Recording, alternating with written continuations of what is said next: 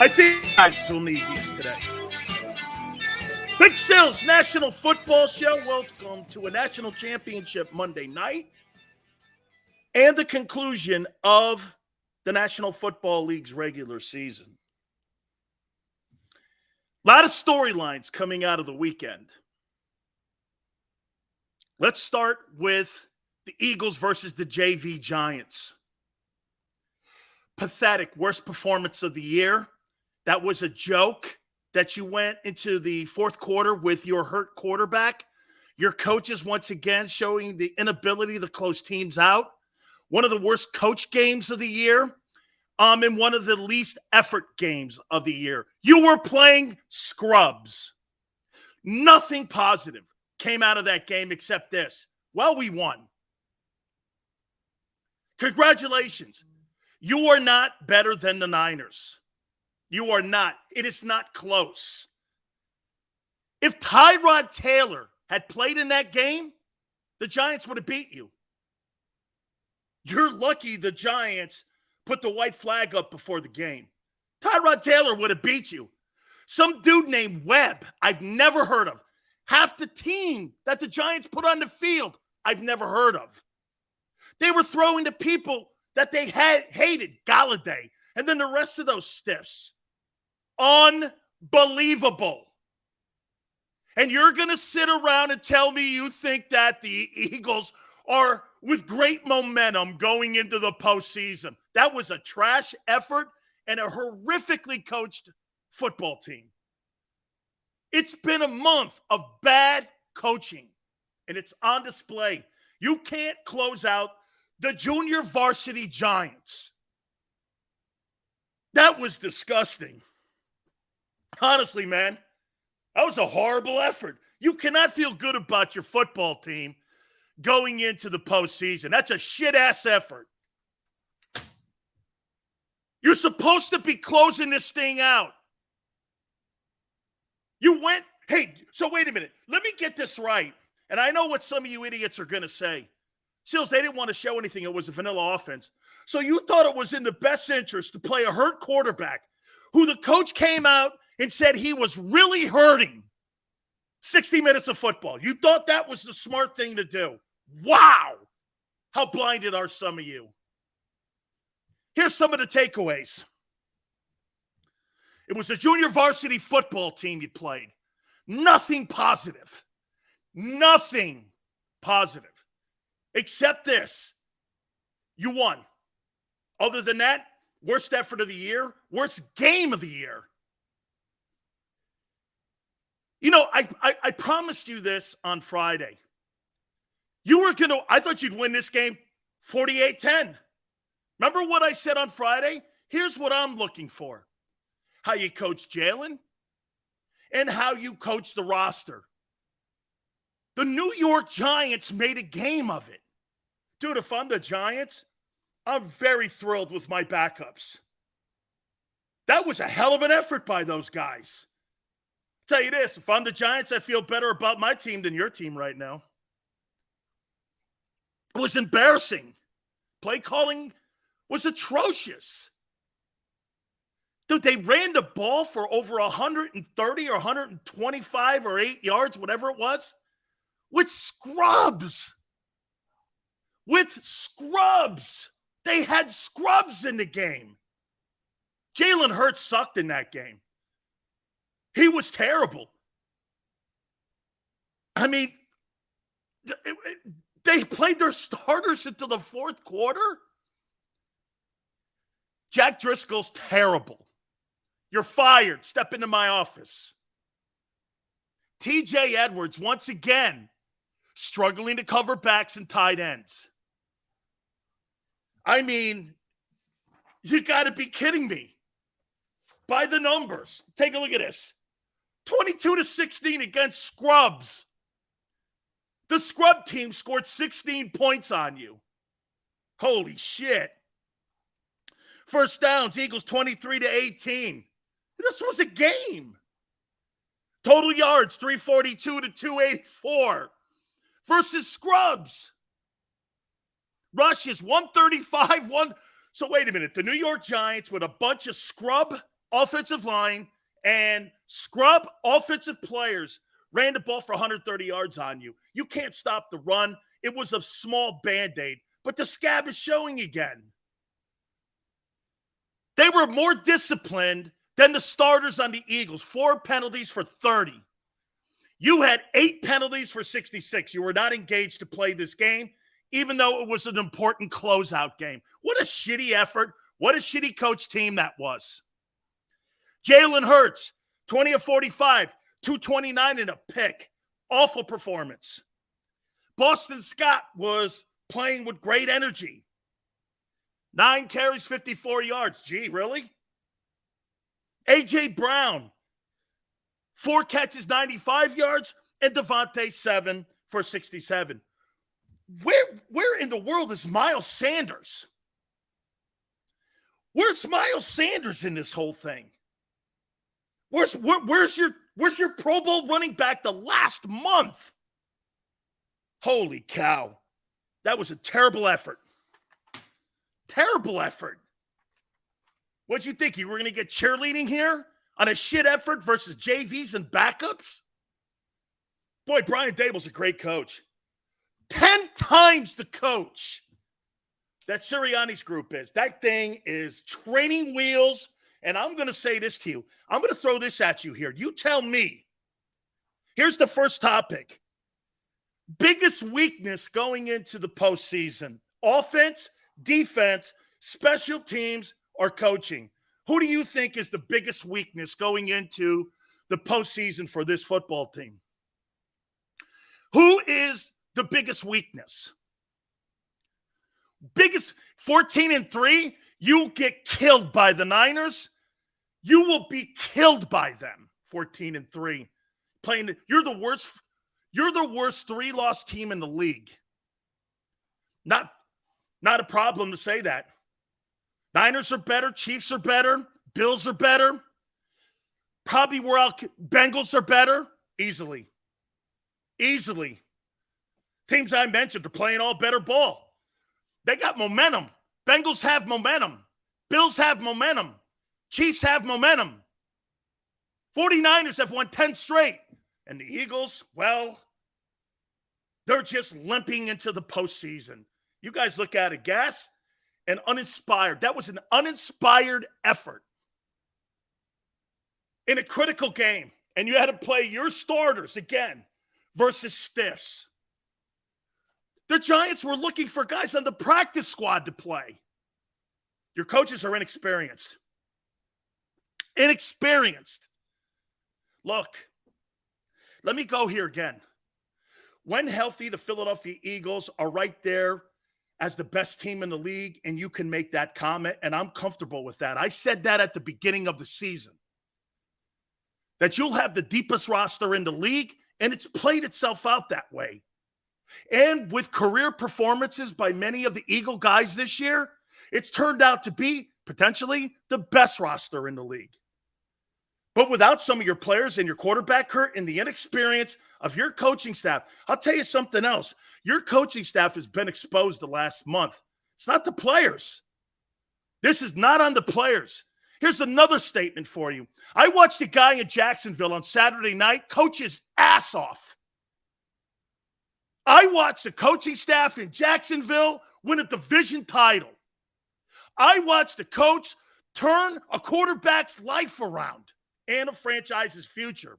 Doug Peterson in the next 10 years, let's do 5 years because usually what a coach's life is. He'll win more division titles than what Nick Sirianni is. By the way, they're both 1-1 now. That's right. They're both 1-1. He won one in Jacksonville. Nick got his this year. Jacksonville's playing better right now than what the Eagles are playing. Dude, that was a hell of a coaching job.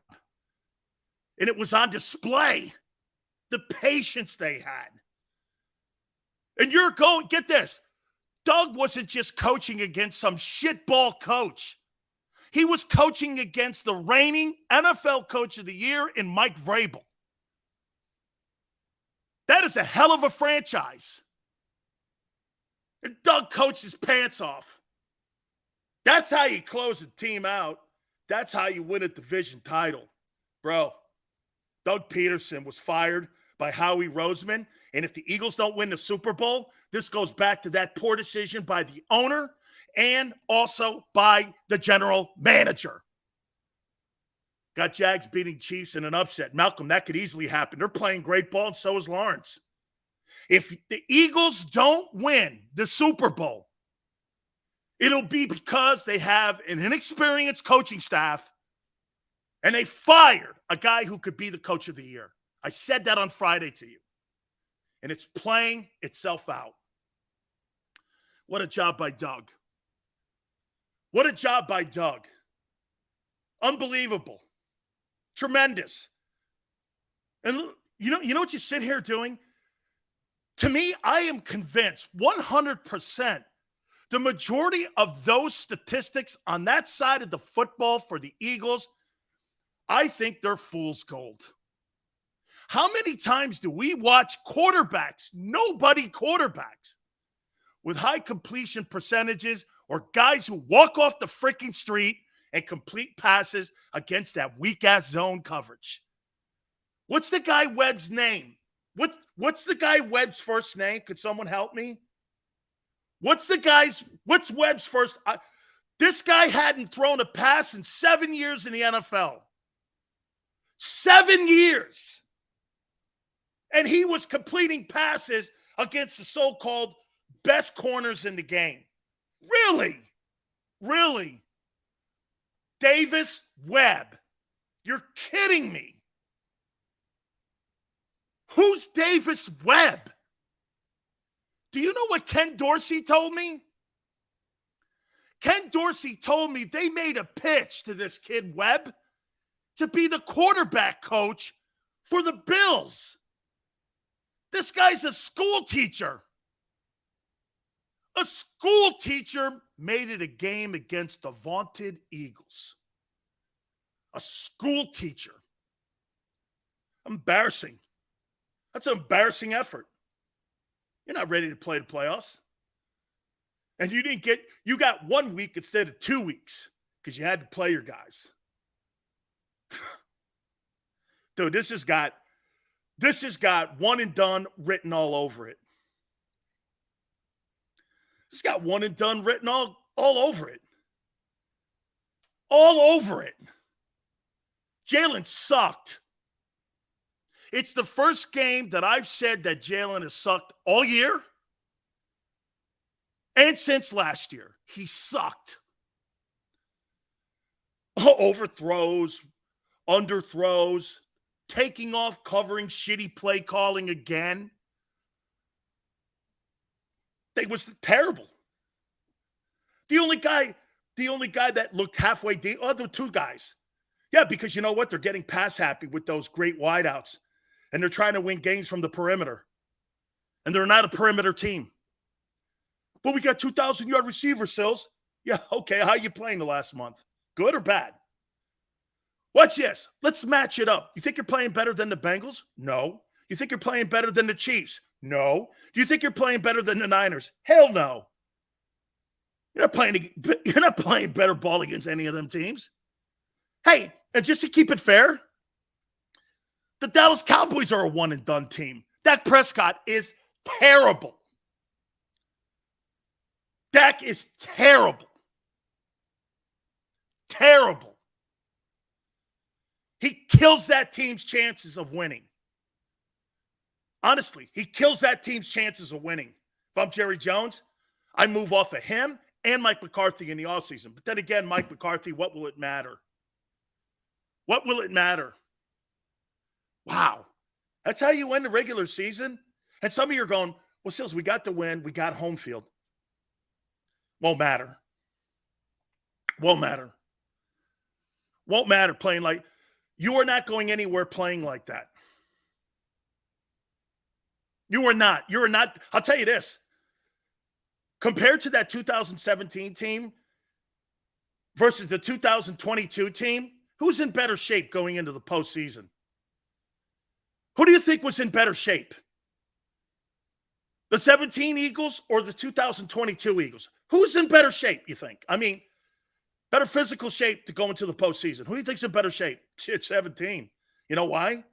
Those guys had attitudes. Those guys wanted to go out and play and beat teams up. This team, I don't know. They show up.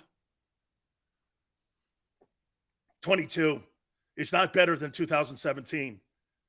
Top to bottom, it's not. You actually had a coach. You actually had a coordinator.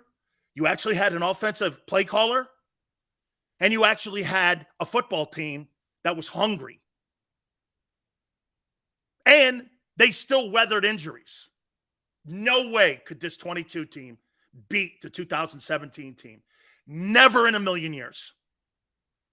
Never in a million years could this team beat that 2017 team. No way. You're not going to outcoach Doug Peterson. You're not going to outcoach that staff. You're not. That team is good, 2022. Don't get me wrong. That team would wipe the floor with you. They would wipe the floor. You know why? They had a tougher attitude than this team. Okay? Tougher attitude. Sills, this team's got better and more sacks. That didn't matter in 17 when they were playing against people like Tom Brady. You pile these stats up against David Mills, Daniel Webb, Tyler Heineke, all these shitty quarterbacks. I have never seen a season where you didn't play against one top-flight quarterback all year long except for Aaron Rodgers, and he got bounced this year. The rest of them have been dogs. You played nobody. And I'm talking quarterbacks. You know why the sack total's high? Because when you're not experienced in the pocket, you run into sacks. And you played against some of the worst O-lines in the league.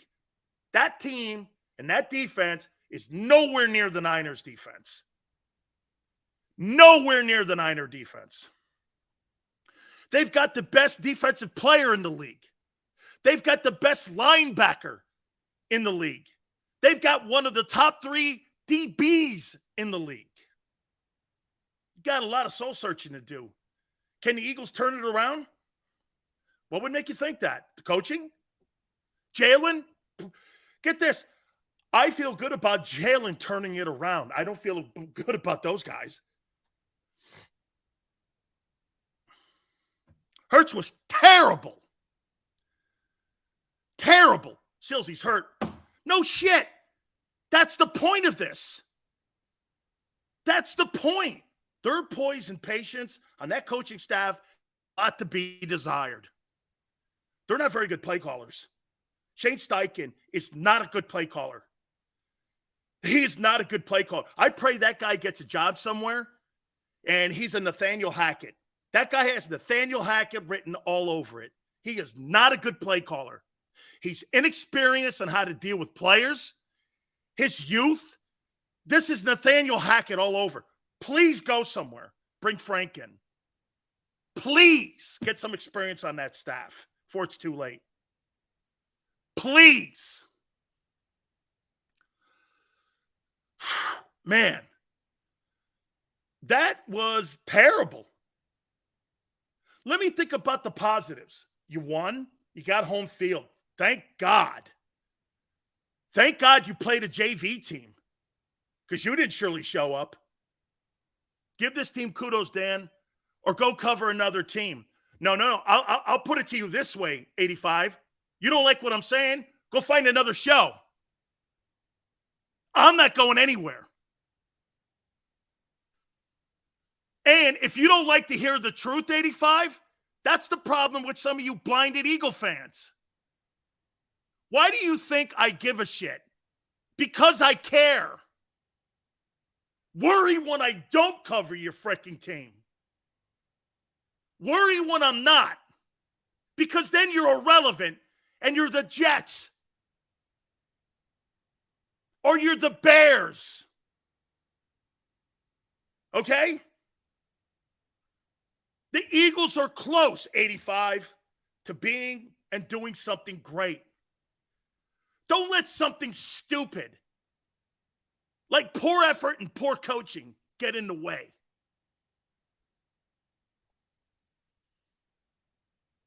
Yeah, that 14-1 record is a mirage. It's a mirage. I don't give a shit about records. I care how you're playing going into the postseason, and you're not playing well. You haven't played well for a month. Look at the dog shit quarterbacks you've played. David Webb. Who's the guy week before?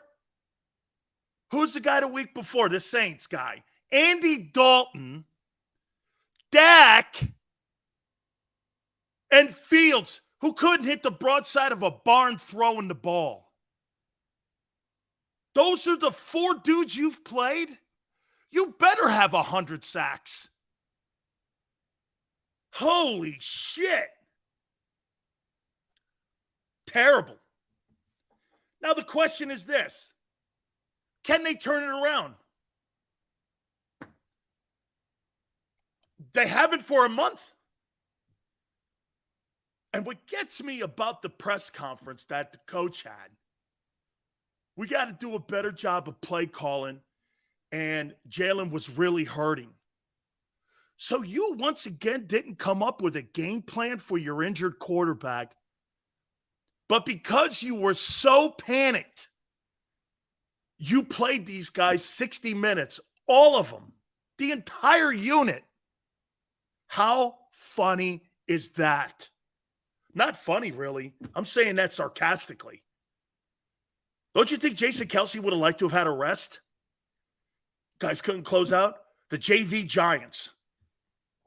I had Frank Reich to this staff. Dude. Okay. Frank Wright and DiFilippo were the best coaches, and Doug, without those guys in 2022 teams. Doug wanted Wentz over Hurts. Don't want that Doug. Yeah, well, how about this? I want that Doug that just won a division title in Jacksonville. And the reason that he got into an argument and knew that Jacksonville job was going to be open, who do you think Doug Peterson wants to coach? Trevor Lawrence or Jalen Hurts for the next 10 years? Ask yourself as a coach, who would you want to have as your play caller? Jalen Hurts or Trevor Lawrence? It's a slam dunk. Give me Trevor Lawrence any day. That's a franchise quarterback. That's a quarterback that's going to win titles from the pocket. You give me Trevor Lawrence any day, any night, anytime. Any day. I would never in a billion years take Jalen Hurts over Trevor Lawrence. Never would I do that. Never. This coaching staff compared to Doug Peterson's coaching staff in Jacksonville, it's a joke. It's a joke. It's a joke. Kudos, Doug. And look at this guy right here going, Doug beat Josh Dobbs. Josh Dobbs would have beat the Eagles on Sunday. You had a guy who hadn't thrown a pass in 7 years.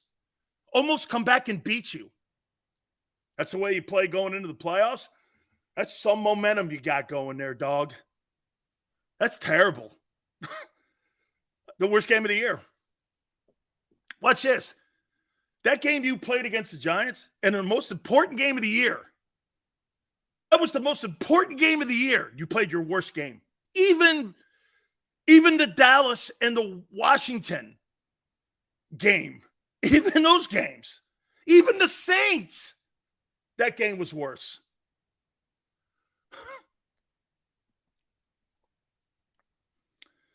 Hey, man. I picked the Eagles and Bills in the Super Bowl. I don't know, man. I'm not going to change it, but shit. That does not look – that team is not a Super Bowl contending football team right now, the Eagles. They are not. They're going to have to – because right now they got to flip a switch because for the last month it's been dog shit. So they got to flip a switch. And if they flip that switch, then I'm wrong. We'll see. I do not believe it. Like, I don't think the Bucs can flip a switch. I don't think the Cowboys can flip a switch. I think those teams all have one and done written all over them. The only reason I give the Bucs any chance is because it's a weak-ass NFC and Brady. That's it. That's it. Hurts was terrible. Terrible. That was a terrible effort. Watch this. You don't get credit for gutting through shit. You don't get credit for that. Hey, welcome to the NFL. You're hurt? Hey, well, it is week 18. You don't get credit for gutting shit out. Wow. Whew, man. I'll tell you one thing the Eagles have done. They've made the NFC playoff race very interesting. Very interesting. That AFC thing, they've got the Herberts. They've got the Allens and Burrows and Mahomeses. I mean, they got dudes all over that. All over that conference. That's going to be some great-looking football. Here's a matchup that you can't wait to see. Geno Smith versus Daniel Dimes-Jones. Wow. Okay. Hey, you got to put that on primetime, dog. Would you agree that Sirianni is a puff at the ownership? I feel he only got the job because he's Laurie and Howie's guy. Totally. That's how Mike McCarthy got the job. Basically, what you do is the Eagles run the organization the same way the Cowboys do. You didn't win the Super Bowl in 17 because of management. You won the Super Bowl in 17 because of coaching and players going out there and playing their ass off. You see how he took that dimension out of the building. Coaches coaching their ass off. That's going to be your demise. He took the one dynamic that you had in 17 that was able to overcome injuries. You know what that is? Coaching. You don't have it. You have no coaching on that team. No, Stoutland, excuse me. The rest of those coaches, dude, seriously, it's not a very good coaching staff. I don't give a shit what they do. And you're right. Jalen has carried that football team and the shitty schedule across the finish line. Kudos to Jalen. Jalen might actually be he's not going to be the most valuable player, but he may be the most valuable person to a team because he covers shitty coaching. You're never going to say that in Kansas City with Mahomes and Andy Reid. You're just not. You're not going to say that with Sean McDermott and Josh Allen, shitty coaching and shitty play. You're just not. Only in Philly and in Dallas do you say that. Shitty coaching, shitty management. Doug Peterson won that Super Bowl. And you know what? The results, they're not in question. Doug's first opportunity to take over he not only follow me here. Doug Peterson not only took over a train wreck of a situation in Jacksonville, he took over the absolute shitty Jaguars, who this was their fourth division title in franchise history. Fourth in his first year. A thing that people thought may take him 3 years. He turns that fucking thing around and that quarterback around.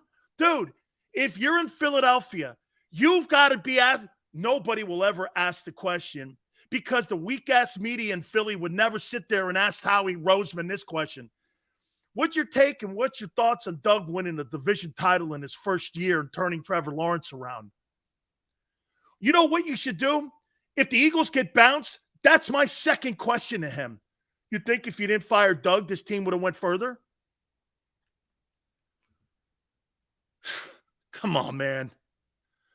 Dude, Jalen Hurts is so important to the Eagles. Wow.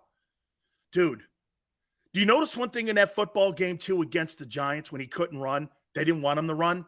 What did you notice? More 3-and-outs. More overthrown passes. If Jalen can't run on a consistent basis, that RPO offense looks terrible. Like it or not, the Eagles credit, they have 3 head coaches in the playoffs. Yeah, and they fired 2 of them. Fired Andy Reid, and you fired Doug Peterson. One guy got you to 5 conference title games, and the other guy won you the Super Bowl, and you fired both of them. And you thought you made a right decision on Chip Kelly. Sounds like things are going well. And now you get the tree planter telling us how great it is, how everything is. You know what? I look at Doug Peterson, and I go, that's a coach. I look at Matt LaFleur with the Packers, and I look at Nick Sirianni and go, thank God you got quarterbacks, dude. Thank God you got quarterbacks. Let me tell you something else about the players.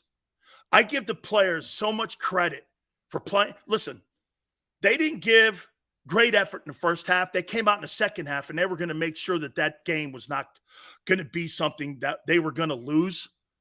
Okay? All right? They were going to make sure of it. I want you guys to know something. Hey, 85, I love your players. I love your players. I love your players. Gannon will be Texans coach, and we promote Fangio. 85, I hear Fangio's going with Sean Payton wherever he goes. He's already committed to him. If he gets the Charger job, if Staley gets bounced in the opening round, I think they could fire him. And Sean Payton could get that job. I'd want that job if I was Sean Payton. Bo's on the other side.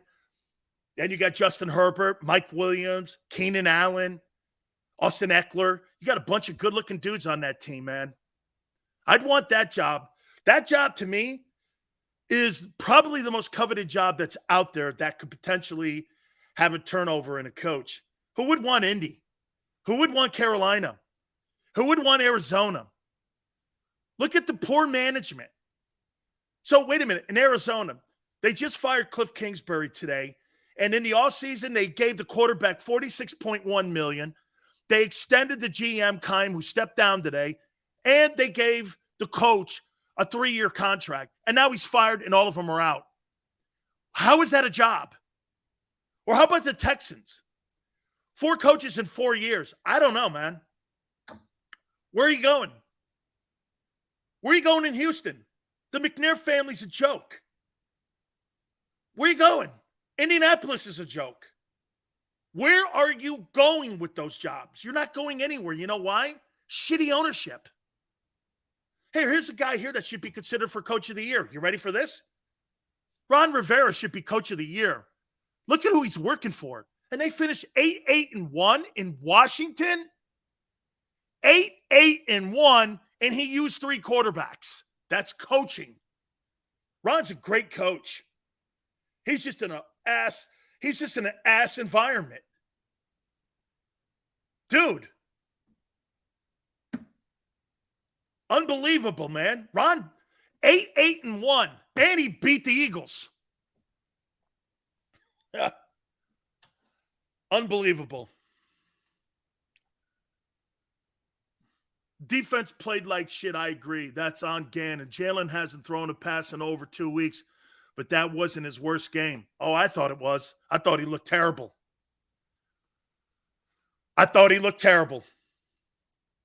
Hey, so look at Philiopolis. This guy has nothing on the Washington Commanders. And he goes 8-1. And he beat the Eagles. I don't know. Will you split with Washington? You split with them. Really? Jalen Hurts didn't throw for 4K. I was wrong with the 1,000-yard receiver, and I said your coaches are shit. Pretty good number to me.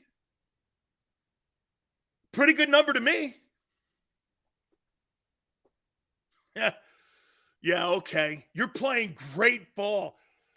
Oh, man, I can't. I wish I could change my pick. I can't. I can't because you're going to get bounced. I know it. I know it because you're not prepared to play.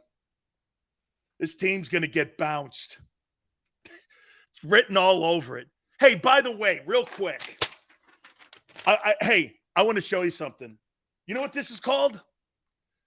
Congratulations, guys. This is the 4K. This is the 4K club. And I want to show you something that they all have in common with one another. You ready for this? Patrick Mahomes, 5,250 yards, 41 touchdowns. Number 1 seed in a bye. Justin Herbert, 700 attempts. Playoffs, 4,739 and 25 touchdowns. Playoffs. Tom Brady, 4,694, 25 touchdowns. Playoffs. Kirk Cousins, 45-47, 29 touchdowns. Playoffs. Joe Burrow, 4,475, 35 touchdowns. Playoffs. Jared Goff, winning season. Knocked the Packers out. 4,438, 29 touchdowns. Josh Allen, 4,283 yards, 35 touchdowns. Playoffs. Geno Smith, 4,282 and 30 touchdowns. Playoffs. Trevor Lawrence, 4,113 yards and 25 touchdowns. Playoffs. Every one of these guys here either are in the playoffs or had a winning record. Congratulations to the 4,000 passing group. These are franchise guys. These are guys that are going to win games because they throw balls from the pocket. There you go. There's the 4,000 group. There's the 4,000 passing club. Hey, funny, I don't see Jalen's name there. What happened? No Jalen Hurts. No Jalen Hurts. That club's not for you, man. It'll never be for you. That club is not for you. That's for real signal callers and people who throw the ball around the yard. Jared Goff. Jared Goff had twice the year Jalen did throwing the ball. 4,430. By the way, Jared Goff threw for more yards than any quarterback in Eagle history. And he had 30 touchdown passes to 7 picks. You've never had a quarterback in your franchise history throw for more yards than that. Jared Goff. And who would have thought this? The Lions have 2 first-round picks this year, and they're not going to go get a quarterback. That's crazy. That's crazy. That's crazy that the Lions are going to win the Matthew Stafford trade. Huh. Whoa. And where's Jared playing next week? Who's Jared? Oh, no, I said winning record. That guy led the Lions to a winning record. A winning record in Detroit. Way to go, Jared Goff. And one thing is for sure, well, he was the better pick over Wentz. Howie messed that up too. It's all good. You know, he barely gets the quarterback right. We'll see what happens in the postseason. Funny, I see Dak starting to rear its head a little bit around here. Dak! Woo-wee! Dude, this is going to be so much fun this postseason. Howie's the best GM in the NFL. Really? He is, right? So here, look at what Philiopolis does. He enjoys a guy burning your house down, and he wants to come back and build your house after he burns it down for you. Then he wants you to thank him for building the house again, even though he lit the thing on fire. That's what he wants you to do. Oh, man. Dan, I think the Eagles, Brad, dude, you got more issues than that. Worry about what's going on right now, man. Worry about what's going on right now. Trust me when I tell you.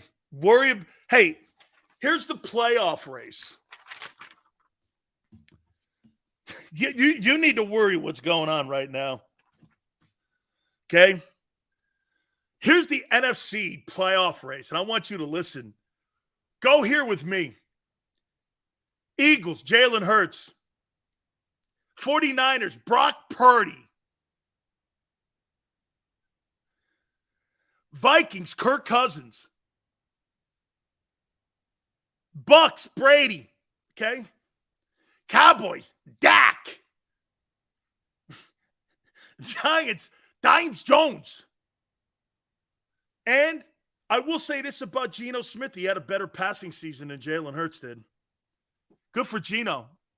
Geno outplayed Jalen Hurts this year as a passer. Completely did. It's not close, actually. It's not close. Geno Smith threw for 30 touchdowns. 30 touchdowns. Do you want to hear something, Xander? The year that Geno Smith had is the year you wanted Hurts to have. That's the year you wanted Hurts to have. What did Geno throw for? 42.82. 30 TDs. Jalen Hurts. Well, Seals, he missed games. No shit. Dual threat. Those guys don't play all. Hey, let me see something here. Outside of Josh Allen, how many dual threat guys are on this list? 0. 0.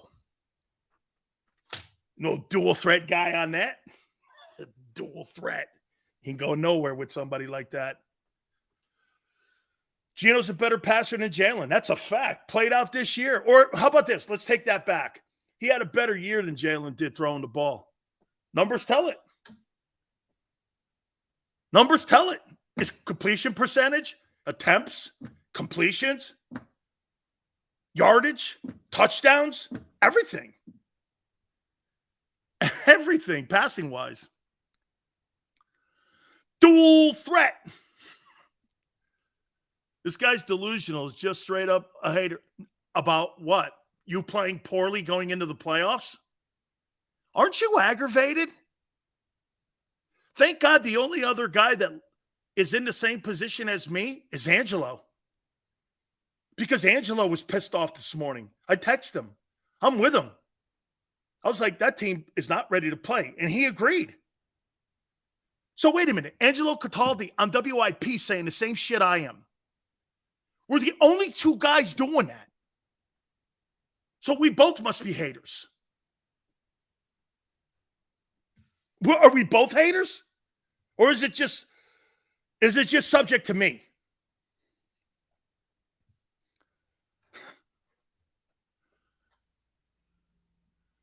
Huh? Even Angelo was like, that was a shitty effort. And they're not playing very well going into the playoffs. I'm paraphrasing. But Angelo thought that was a horrible display of football. Oh, no. Oh. You're not Angelo. You're an outsider. Outsider? Don't ever say that somebody who's ever put their hand in the mud is an outsider in anything. Remember, you sit in the stands, dude. Remember that. When it comes to talking to big sills like that, all you have to know is this. You sit in the stands and you wave pom-poms and you drink your beers and eat your hot dogs. I actually put my hand in the dirt. You haven't. You're an outsider to my game. I'm letting you in my game. Okay? I'm letting you in my game. That's what I do. You're an outsider. You're an outsider. Ever talk to a dude that played at every level like that? You sit in the stands and you go to the bathroom and you go buy your cotton candy. I put my hand in the dirt. There's a difference. An outsider hack on the radio, I get it. But don't talk to me like that. Don't ever talk to me like that. You have no idea how many hours it takes to play one play in that league. No idea. Outsider? Bro, Nobody who's ever put their hand in the dirt. Did you not see that on display this last week? When DeMar got injured and everybody was rallying around one another. Outsider. You're an outsider. Angelo had to be in a market 50 years to talk about the Eagles because he's an outsider. But because he spent so much time covering them, it becomes part of the fabric. Very true. By the way, I'm a gigantic fan of Angelo. Angelo doesn't ever confront the coaches, though. You know why he doesn't? Because he wants to have a pure thought and a pure take, not having to kiss someone's ass for a press pass. That's why. Move on. You think this 2022 team, let me ask it one more time. Thank you, Hollywood. You think this 2022 team is better positioned for playoffs and a playoff run than what the 17 team was? Do you? Do you think that? I don't. I don't.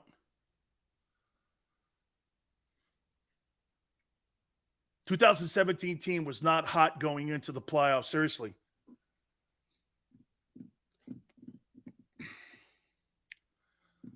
Well, how many wins did they have coming down the stretch?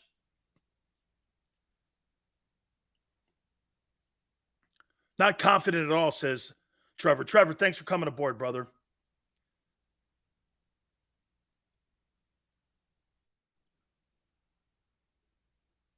Close game to the Raiders and Atlanta. Did they win, Sean?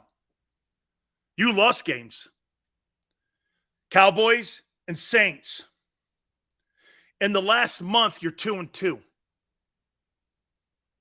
You feel you're in a good position right now heading into the postseason playing 2-2 ball. You think playing 500 ball, you're in a good with a hurt quarterback. You're in good shape.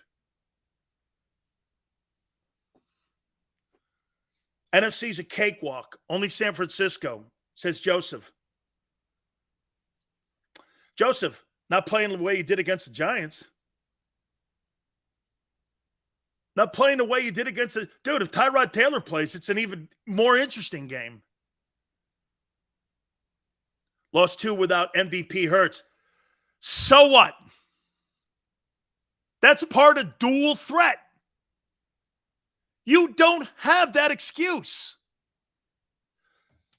Not one of these quarterbacks that are going to the postseason, outside of Josh Allen, who threw for 4,000 yards still and 35 touchdowns, is dual threat. Missing games? That's part of it. Well, our MVP quarterback, he missed it. Well, that's on your quarterback, and that's on the way he plays the game.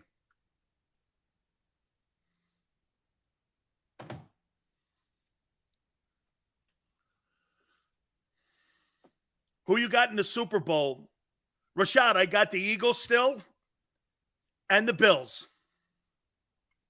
I'm wavering on one of them, though.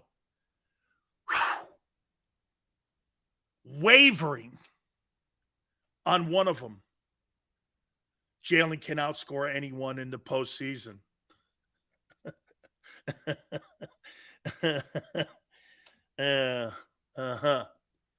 Right. Joey B! Dude, that guy's a stud! Joey B! Dude, you see the crowd in Buffalo, too? That was electric. Hey, by the way, the Bills are winning the Super Bowl, and it won't be close.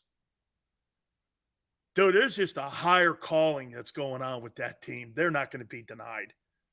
This season's over. Bills are winning the Super Bowl. DeMar Hamlin FaceTiming. Then he's sending out tweets. Then he's saying OMFG when a guy takes it back. I mean, the whole thing is storybook. Player died tonight. An NFL player died on the field. Tonight, a week ago, a National Football League player died on the field. Was resuscitated. Gave even more life to that Bills team. And what a story. It's so awesome. What a story, man. An NFL player died on the field. Players in tears. And then players in tears on Sunday in Buffalo. Bro, it was a great sign and a great scene. That's everything you want, man. That's drama. That's why the NFL has massive numbers right there. Because that's great stuff, man. And the Eagles are farting away with the backup JV Giants. Playing 60 minutes of ball versus some dude named Webb. Some dude named Hillary Webb or whatever his name is. Webb. The only Webb I have ever known that plays in the NFL is Richmond Webb. He was an offensive tackle for Marino. Some guy named Webb who hadn't thrown a pass in a decade. Almost beat you for home field advantage. I mean, seriously, dude. There's Jalen in the fourth quarter. I'm going like this. Yeah, I bet that was planned. So we don't want to show everything. Yeah, I bet you didn't want to show your quarterback in the fourth quarter playing still. Wouldn't you rather have had that wrapped up? Of course not. Joey Webb. Is his name Joey Webb? It doesn't matter. Hillary Webb. They were playing. Hey, the Chiefs played 60 minutes of ball too. Yeah, because their dynamic is a little different. They had like 3 teams chasing them down. And if they lose, but they weren't playing, get this, the Chiefs weren't playing the backups to the backups. You were playing stiffs. They were taking guys off the practice team. And there were the Eagles with their frontline guys in a ball game. Yeah, the Chiefs had to play a game. They had to play because they were playing against starters. You're playing against tomato cans.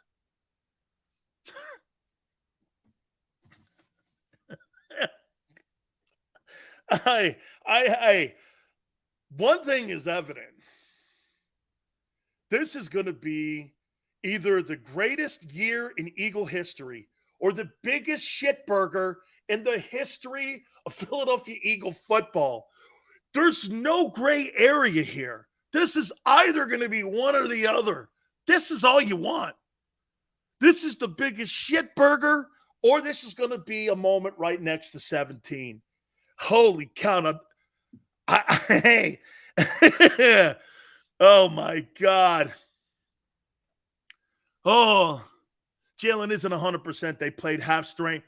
So you thought that was smart then, Maniac, to have your quarterback who's not 100% in the fourth quarter against scrubs. What? You couldn't close out the fourth team of the Giants? Dude, Temple would have put up a better game. A Temple. Hey, Rock, you know what the Eagles played like against the Giant scrubs? Tomato cans. You think everybody, Sileo, we plays tomato cans. Well, ain't they? Well, ain't they? You got the heart. Eagle guys, you have the heart.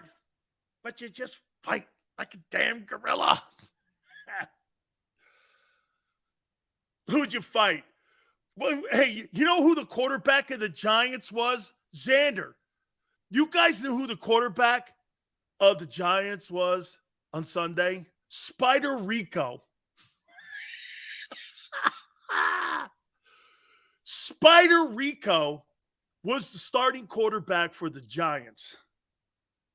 Spider Rico.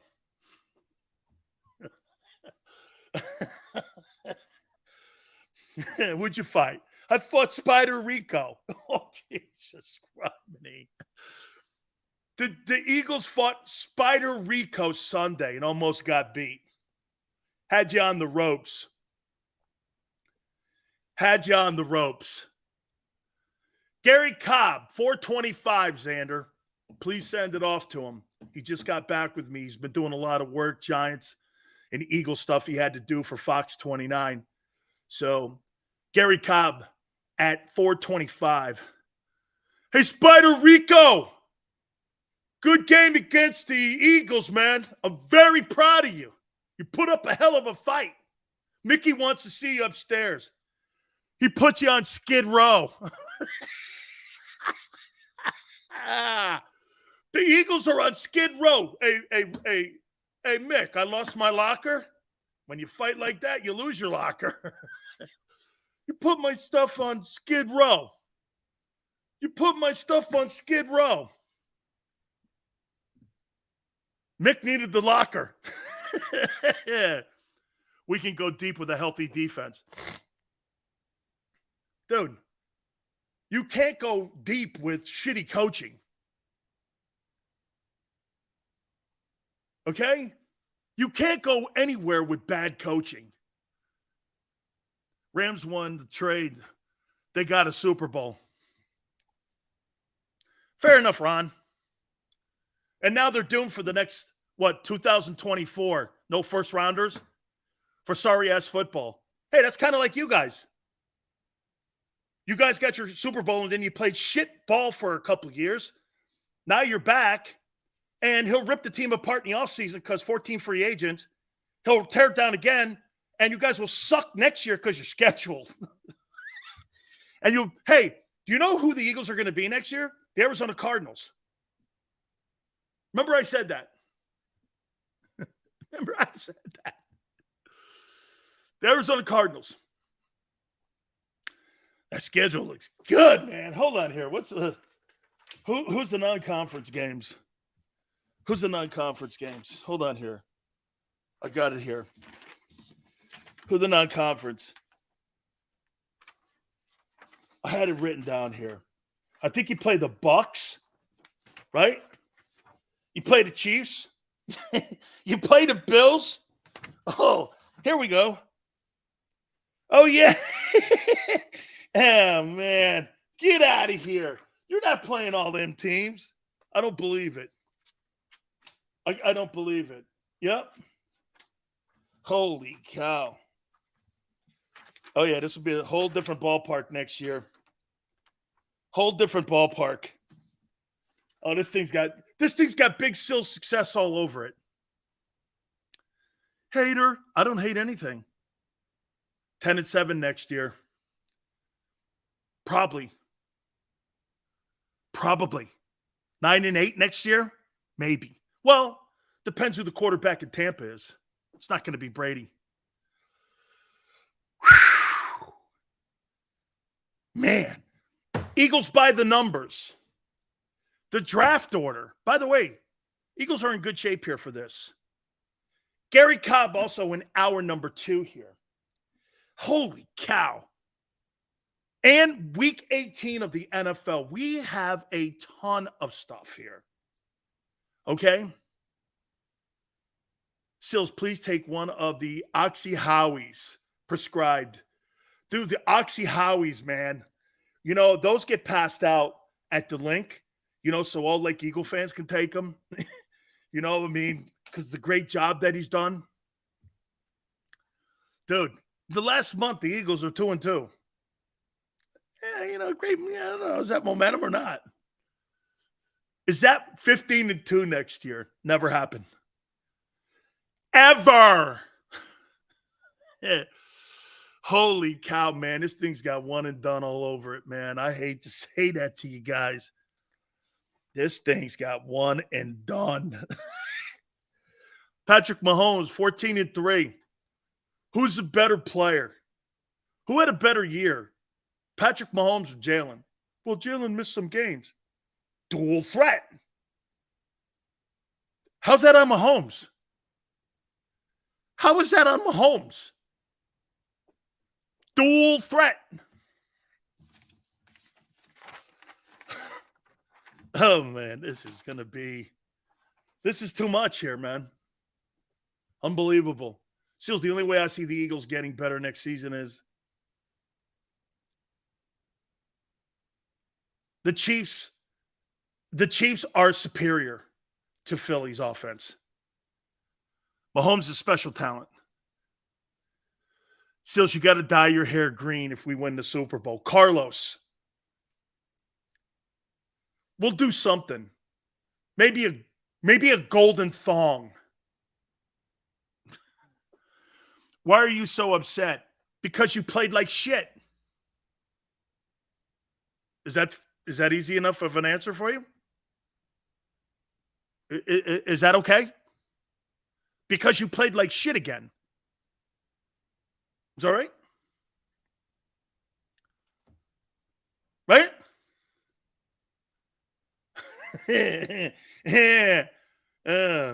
I know. I'm going to get his shirt one and done.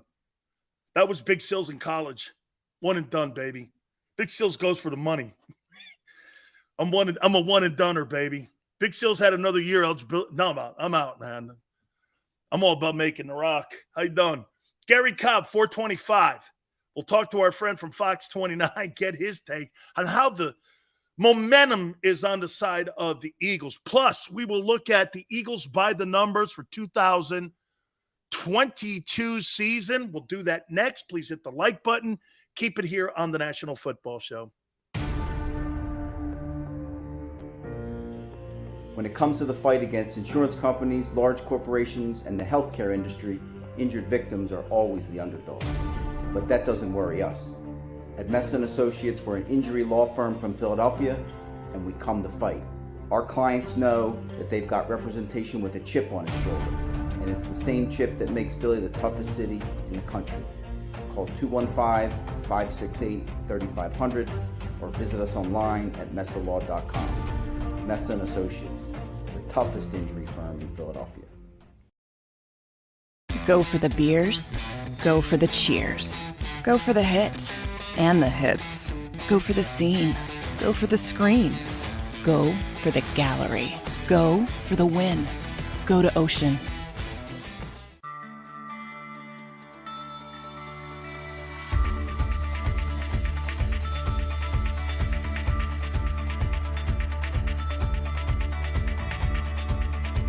Hi, I'm Jim Muehlbronner, Managing Partner at Del Val Insurance Group. Give us a call. We're a local, knowledgeable agency, not an 800 number. Go Birds!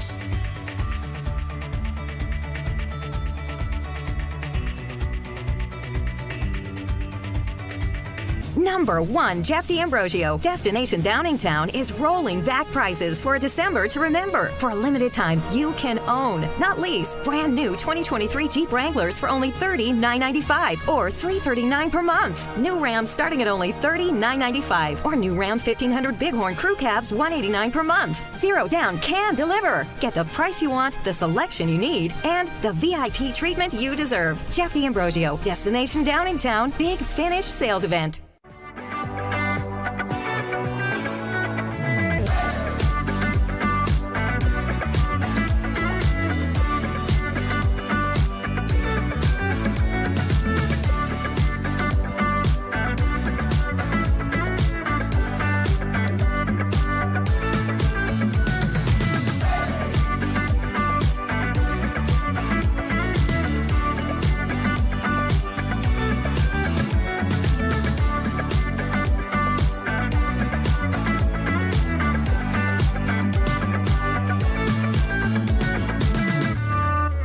We all know that taxes are just part of life. It's true during our working years, but also in retirement. But what you might not know is up to 85% of your Social Security benefits might be taxed. Our team at Thrive Financial has helped retire thousands of people across the Delaware Valley by asking questions they never knew they needed to ask. including how their Social Security benefits might be taxed. It's time to be proactive on taxes. Get your Thrive Retirement Tax Playbook today.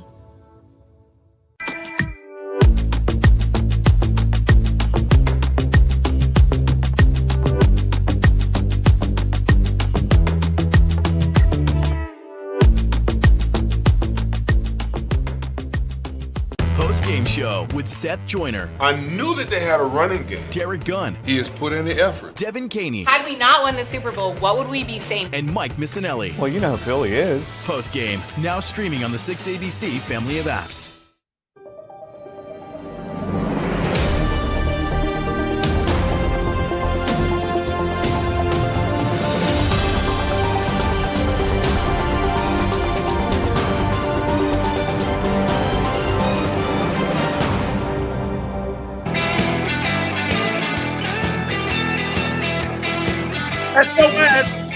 SOS. Has anyone seen Jordan Davis?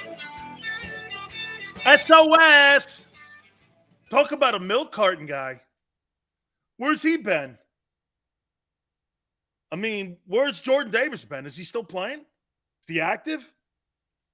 Does he play? Sorry, I missed him. Talk about a guy who gets hurt. I haven't seen him since. Have you seen Jordan Davis? Hey, you know what my favorite play call was by the Eagle offensive coaching staff? Can I tell you what my favorite play was? The quarterback sneak with your quarterback. That was my favorite. That was my favorite play call. Was when the quarterback did a quarterback sneak on 4th down. That was my absolute favorite play that they ran with a quarterback who the head coach said was injured. I mean, you can't get better thinking and you can't get better play calling than that. The quarterback has been hurt for what, 2 weeks? The coach comes out and says he gutted it up. But what do you guys do? You run him on a quarterback sneak and you got a Pro Bowl running back behind you.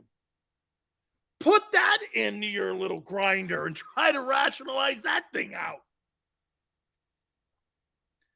How do you, I mean, you got a Pro Bowl running back, a hurt quarterback, but let's run the quarterback on a sneak. Okay. Dude, these guys, I don't know. I mean, oh my God. Oh my God. Phil's getting the low. Dude. Hey, nice job, guy. Dude, great play calling. Wonderful. The sneak worked. Sure did. Jalen wanted to sneak. Jalen wanted to play in Chicago. Does anybody on that sideline have any decision-making powers whatsoever? Jalen, we need to sit down and run the ball against Chicago. We're going to take this home. We got it. We got it. But no, you do a quarterback sneak. Gee, hey, oh my God. Never happened. You're not winning a Super Bowl with that coaching staff. Ever. Ever. I said it. You will never win a Super Bowl with that coaching staff. The current one you have intact now. Never. Doug Peterson was the reason you won that Super Bowl with Frank and Schwartz, not Howie. Howie's got the wrong dude on the horse. It's evident. Howie has the wrong coach for this team. Some would go like this. Sills, look at his record this year. Go look at Matt LaFleur's record. You think that guy's a good coach? Or you think that had a lot to do with Aaron Rodgers? Just like this has a lot to do with Jalen. You do not have the right jockey. Don't. I don't care. Dude, Ray Rhodes won Coach of the Year award, I think a couple times, and they blew him out in Philly. Matt Nagy was the Coach of the Year 3 years ago. Chicago fired his ass. It's not how you start. It's consistency. We'll see. Say it one more time. You will never win a Super Bowl with the current coaching staff that's in place right now at the NovaCare Center.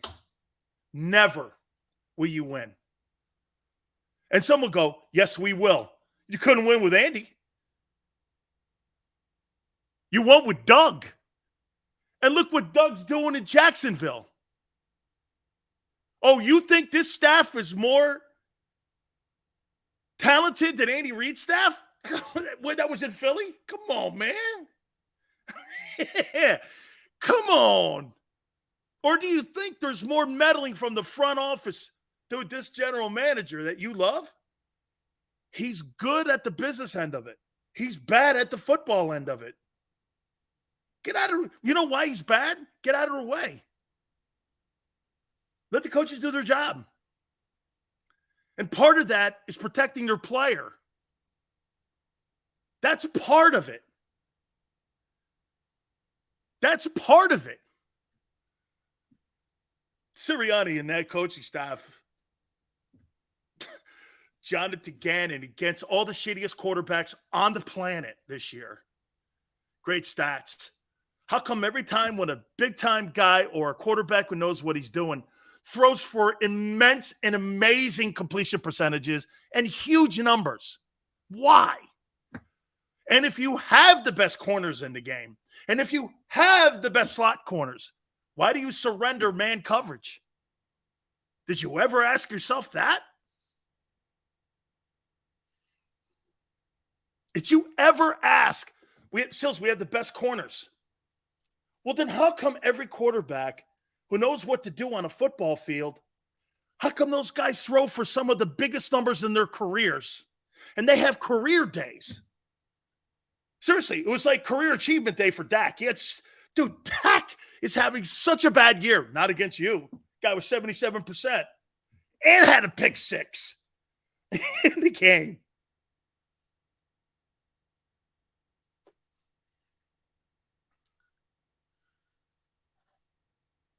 That would be the coverage. What? Zone? You play zone against Brady and Mike Evans? Oh, man. Hey, so you're going to play. So wait a minute. Jonathan Gannon, as bad as the Bucs are playing this year, okay? Some dude named Samantha Webb almost beat you and your first team dudes. Spider Rico almost beat you. And Brady's going to come in with zone coverage with Mike Evans. Sounds great. Yeah. Hey. Okay. Yeah. I guess. I don't know. I guess. I guess. Some would go like this. Sills, are you down on the Eagles? I'm down on them because they're hurt and they got poor coaching going on now and they've played bad football for a month. And you're not playing your best football. You're playing your worst. Would we not agree? Hey, would we not agree that the Eagles the last month have played their worst football? And you're going to go, well, the quarterback, dual threat, poor coaching, injuries. Yes, yes, and yes.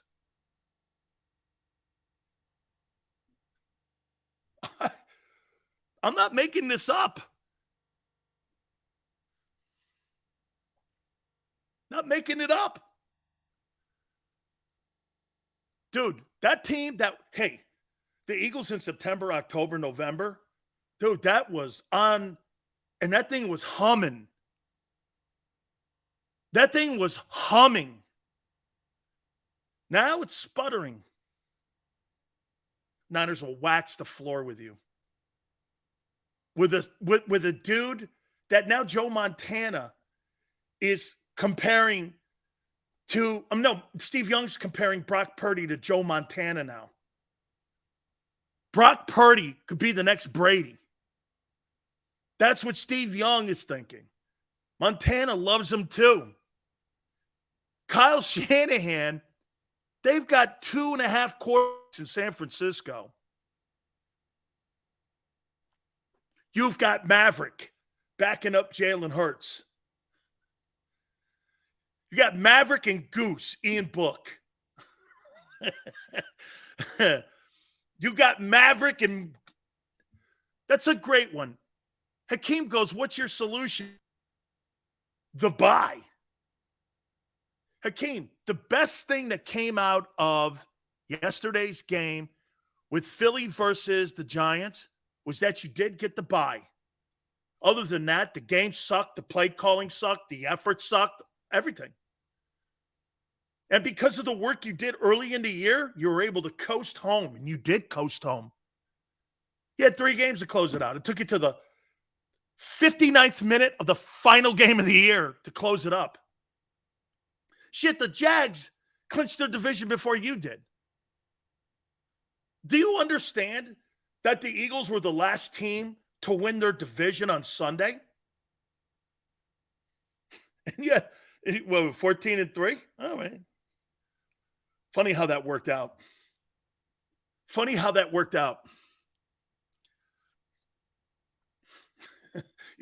You guys played Spider Rico on Sunday. 59 minutes of ball. Woof. That was a hell of a game, man. Woo! Woo! Hey, Keenan, those records don't mean anything in the postseason, dude. You're all 0-0 now. Means nothing. Like I said, the only thing you won on Sunday is the bye. You're 0-0 now. That record doesn't mean shit in the postseason. Everybody's with no wins and no losses. It's a brand new season, and it's a one-and-done season. One-and-done season. Remember I said that. One and done. One and done. Oh, no, hey, what's his name says the Jags division sucks. Oh, no, the Cowboys look like they're going places too, right? Okay, they couldn't beat a dude named Thurston Howell III. I mean, when I saw Howe, I went, is that the kid Howe from the UNC? Is that kid Howe from UNC from a year ago? I had to look it up, and I'm like, yeah, it's the kid Howe. Holy shit. A third-team quarterback beat the Cowboys. Shit, man, a third-team quarterback almost beat the Eagles. Eagles had their ones in, too.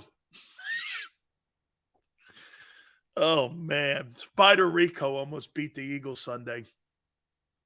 Unbelievable. Unreal. Niners gave up 34 to the Raiders. Whatever. And you got beat by Andy Dalton. Hey, here, look at the greatness. Can I tell you what I would do in Chicago? I know Xander do Justin Fields. Can I tell you what I would do? I'd package that guy up. I'd trade Justin Fields. And I would draft Bryce Young. And I would get a first and second round draft choice for Justin Fields. People love him so much. I trust. I don't think he's going to figure out the side of it, and I don't want to wait that long. So I bring Bryce Young and would do. Appreciate you guys that we're having a little issue here with the internet here. Hopefully it comes around again here. Okay? I would sit there. I would play it. That's how I would play it. I don't think that kid ever gets it.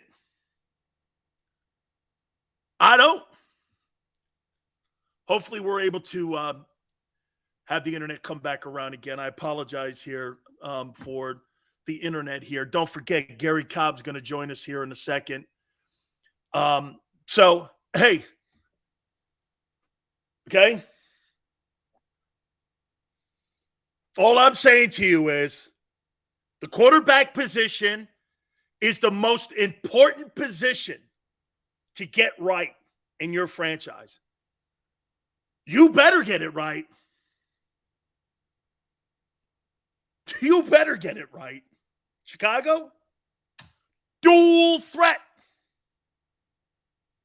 I'll take Bryce Young over him any day. Any day.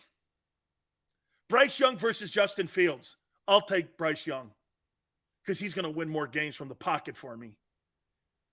He runs when he has to. He's not part of the run offense. Dual threat goes nowhere.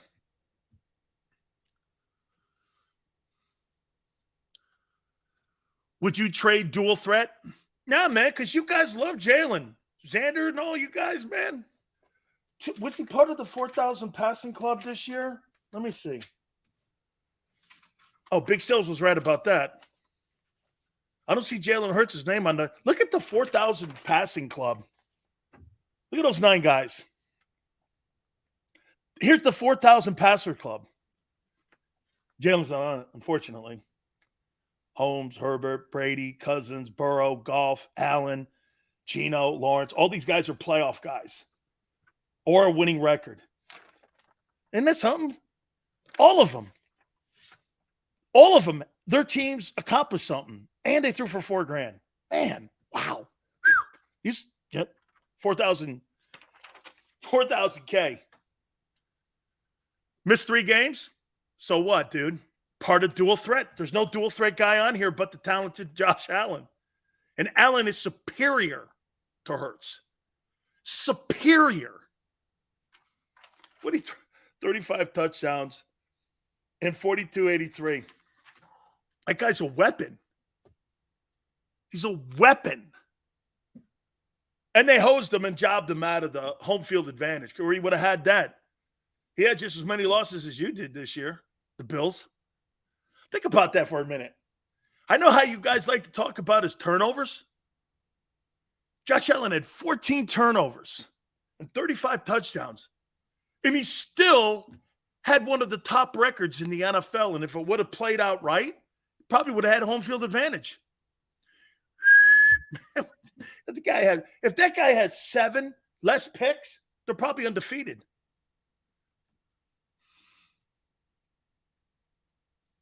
I mean, they're probably undefeated.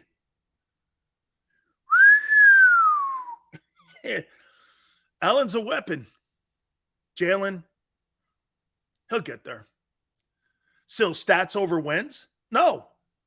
They had both. Patrick Mahomes was 14-3. And he threw 5,200 yards. Try that out. And they don't have a running game. And they don't have a top wide out. Could you imagine Patrick Mahomes on the Eagles with those 2,000-yard receivers? Patrick Mahomes would have threw for 7,000 yards. How many yards do you think Patrick Mahomes would throw for on the Eagles if he was on the Eagles? He threw for 52-50 and 41 touchdowns with Juju Schuster. And by the way, someone go, well, he's got Travis Kelce. Well, Jalen's got Dallas Goedert. Look at Duck. He'll throw for 6,500 yards. And Andy Reid play calling, not the guy you have now. Not the high school guy you have now. Dude, 10K. Dude, even Justin Herbert would have thrown for 5,000, 6,000 yards. You had a quarterback with 3,400 yards, and these two guys still got 1,000 yards. And it was suspect whether he was going to get the $4,000 anyway. Oh, man. Yeah, I was watching the junior varsity team play against the Eagles on Sunday. I was a little perplexed there. I couldn't to get to Gary Cobb. Boy, they made it a fourth quarter football game, played 59 minutes of ball, and I'll tell you this, I was not happy with the way that football team ended the season. 2-2 on the year, and let's go to our friend Gary Cobb. Gary, I'll tell you what, man, the junior varsity Giants. Yeah. That was really frustrating, to see them play like that. But you know how football is. If you're not really getting ready emotionally during the week and you're being sincere about putting everything into it, it's hard. You can't turn it on the last minute before the game and just go out there and you're playing good football if you weren't doing that all week. And so this is really a lesson for them. And, Jalen, he's not all the way there. You can see that they were going to try to protect him. And see, it's really kind of hard to play and protect them and do all that at the same time because they're not the same team unless he is that run threat. Where there's a run threat, how against man-to-man, a lot of times he just kills man-to-man because he'll scramble. And most of the defensive linemen, they're not fast enough to catch him. And so he's able to really hurt teams that way. And then also with, him just having the threat where he can pull that ball out of there anytime when he puts it in there and take off around the corner. If you don't have contain, if somebody's cheating and trying to help, even like on bootlegs, there are times where he's supposed to be handing the ball off. He can pull it out of there and run a bootleg, and it really hurts teams. So he has to get all the way back. They need him all the way back. It's good they have the week off, but that was not good football yesterday. I mean, it was sloppy. It was just not – that wasn't like, the championship level of play that you want to see. That was not there yesterday. I'll tell you something too, Gary. I thought we all thought they would win, but my comment on Friday was, let's see how they manage the roster and Hurts. Yeah. And there they were in the fourth quarter, Gary, with Hurts playing all the way through 59 minutes of football. They couldn't close them up. And I'm thinking to myself, the Giants had surrendered the game. And they showed up and made a game of it. I mean, are you troubled going into this now with the bye now that, do you feel comfortable that this team is playing the best football, or do you think you're concerned now because of the injuries and maybe some of the coaching? Well, I haven't really been happy with everything they've done coaching-wise. And I got to give them some slack from standpoint. I do like some of the things they've done with Jalen. I mean, they have really expanded, their attack. They've utilized his skills and everything. But I said all along, too, though, that, if you have him run a lot and you don't tell him to get on the ground and do it, he's probably going to get hurt at some point because this is the NFL. Come on, you got a 330-pound guy lands on you. There's a good chance something is going to give. And so that's what it happened. It caught up to them. But I thought that they were getting away from, telling that offensive line, we're not going to rely on this with Jalen, though. You guys got to move guys. We're going to come back good old-fashioned where he's handing the ball off. You guys got to move guys. We brought you in here. We think we got the best offensive line in the league. You got to move guys out of the way. We don't need to trick anybody. We could tell them, hey, we're running here and we're going to run here anyway. So I don't want to see them get away from that. And I think in certain ways where you get reliant on Jalen, the way you start getting away from old-fashioned, hard-nosed, bust you in the mouth and run the ball on you. And they can't ever get away from that because now we see who's up the road, okay? It's probably going to be Dallas, and it's probably going to be San Francisco, okay? Now, San Francisco, they don't make any bones about what they're about. They're going to run you over. Hey, they're going to punch you in your mouth, and then they're going to try to run you over. And they're going to do that, and they've got all these different guys. A lot of them they run, man. They're going to run the ball. So they're going to do different ways. But you look up, it's going to be the same attack. And then they're going to go play action off of that to where you're thinking run, and then they're going to throw the ball. So the Eagles, ultimately, it's going to come down smash mouth football. So you can't get too far away from that. That's why I like some of the things the Eagles have done, but I don't want them to get away from smash mouth football to where you're just running the ball with different run plays where you don't have Jalen there to really give you an advantage because of his run threat. But we'll see 2 weeks. No, Gary. How about this one, Gary? Yeah. Did you have a problem with the scrub third-team running back and the scrub third-team offensive line and the scrub quarterback running the ball for 135 yards against the first team Eagle guys. Yeah. And I ask you, now that we've seen this for a month and a half now with Joseph and Sue, do you think that this team is still has issues when it comes to stopping the run? And that could be an issue, especially against a team like San Francisco. Well, I think it is an issue. You know, it's still because a lot of the whole thing with the run. Now, you see the guys on the defensive line. Now, with Sue and 72, forget his name, but anyway. Joseph. Yeah, Joseph. They know they've been brought in here to help stop the run. Okay, so when they get in there, they're handling their business from that standpoint. But a lot of the guys, you know, it's been sack. So the guys are doing sack, like on that touchdown that the quarterback ran.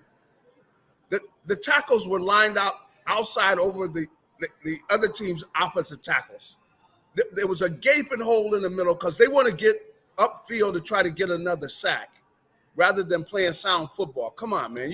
You can't do that, you know, and they have got to get solid because they got to realize that some of these teams like San Francisco, they don't have to worry about getting a pass rush. They better stop the run or there will be no pass rush.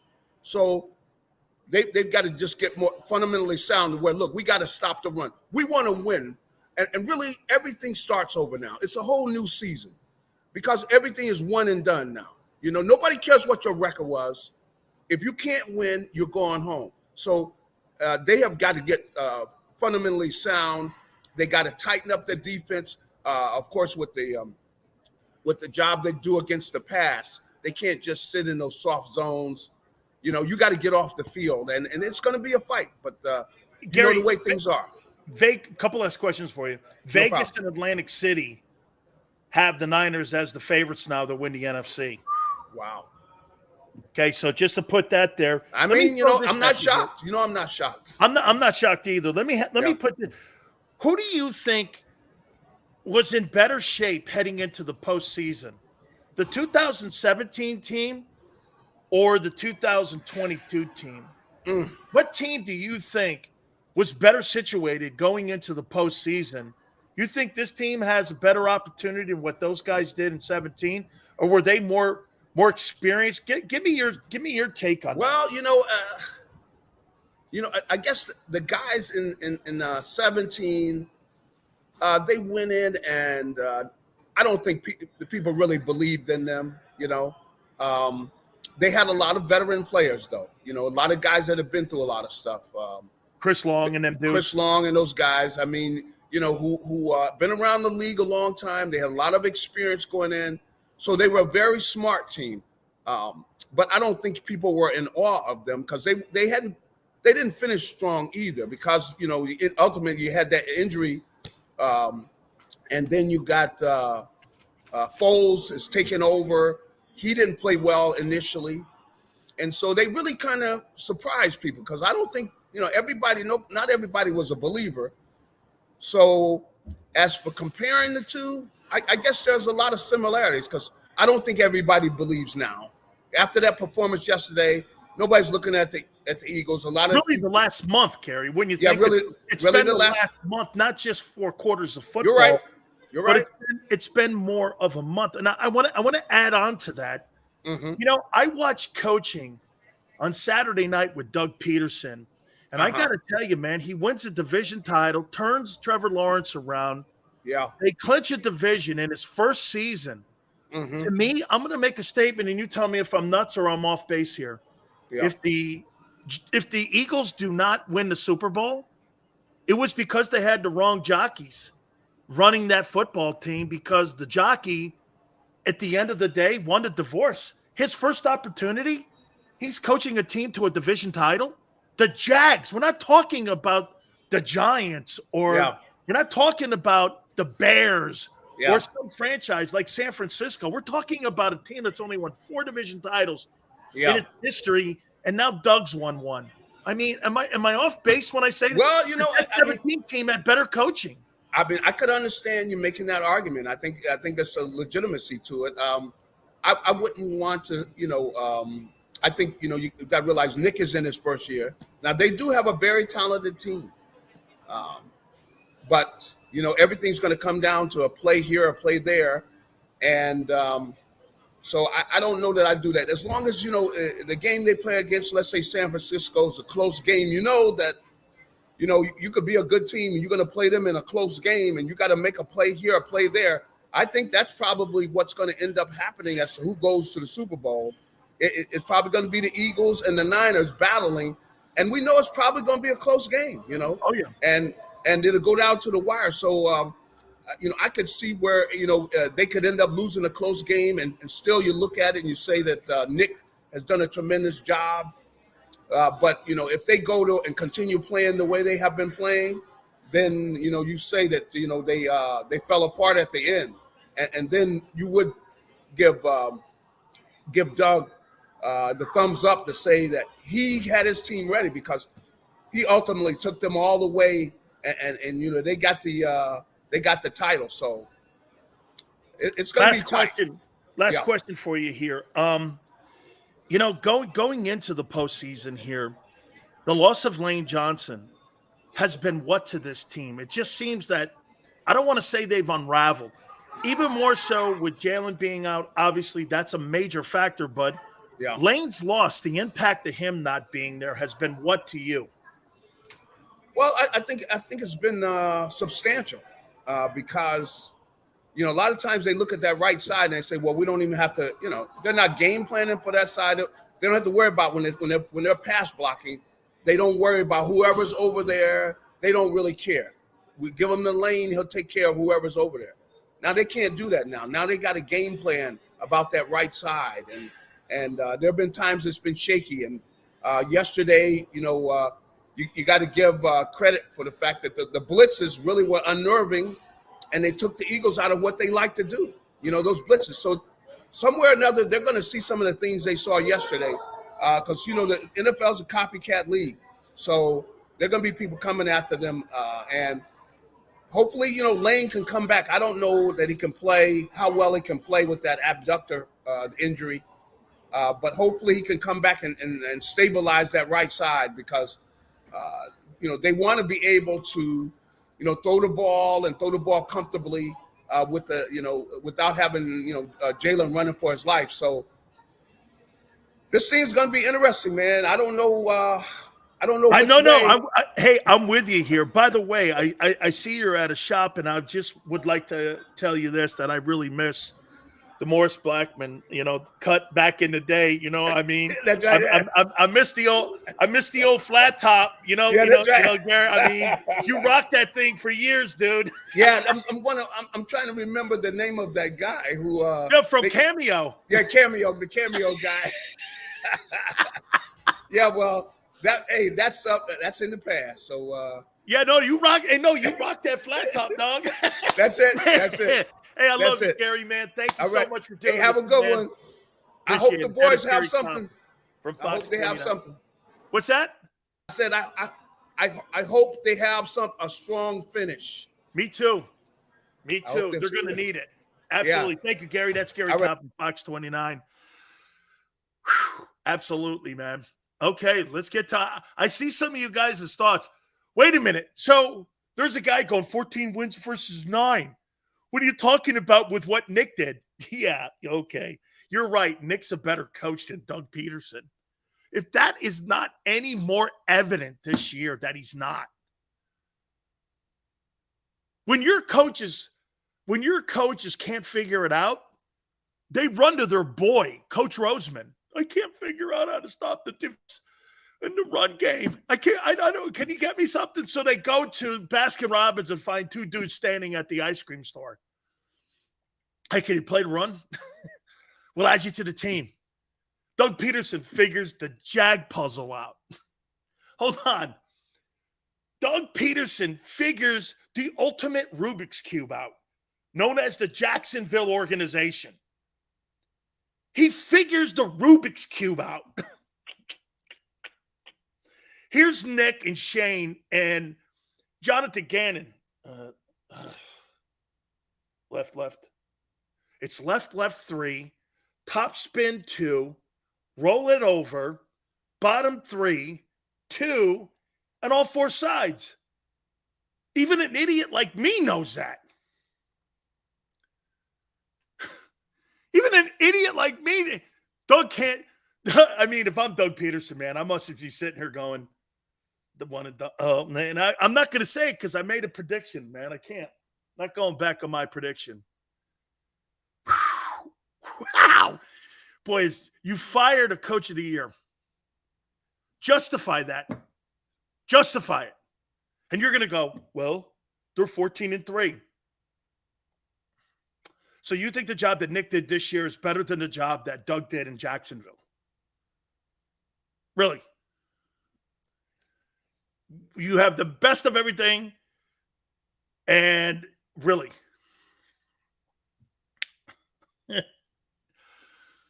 Dude, Nick Sirianni's the third best coach in the division.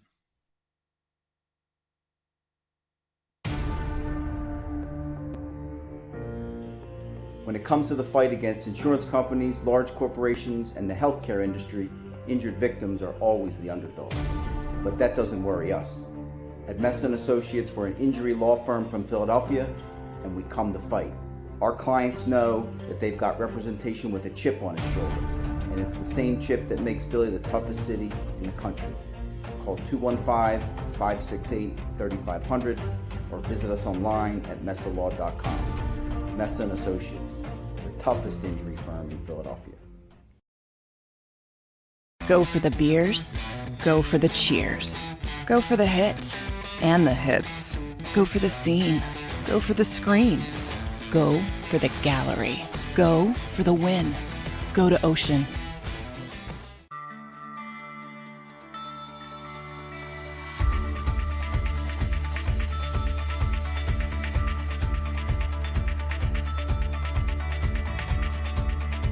Hi, I'm Jim Muehlbronner, Managing Partner at Delval Insurance Group.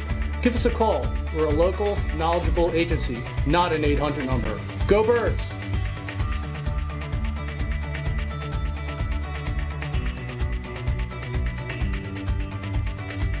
Number 1, Jeff D'Ambrosio. Destination Downingtown is rolling back prices for a December to remember. For a limited time, you can own, not lease, brand new 2023 Jeep Wranglers for only $30,995 or $339 per month. New Rams starting at only $30,995 or new Ram 1500 Bighorn Crew Cabs $189 per month. Zero down can deliver. Get the price you want, the selection you need, and the VIP treatment you deserve. Jeff D'Ambrosio, Destination Downingtown, Big Finish Sales Event.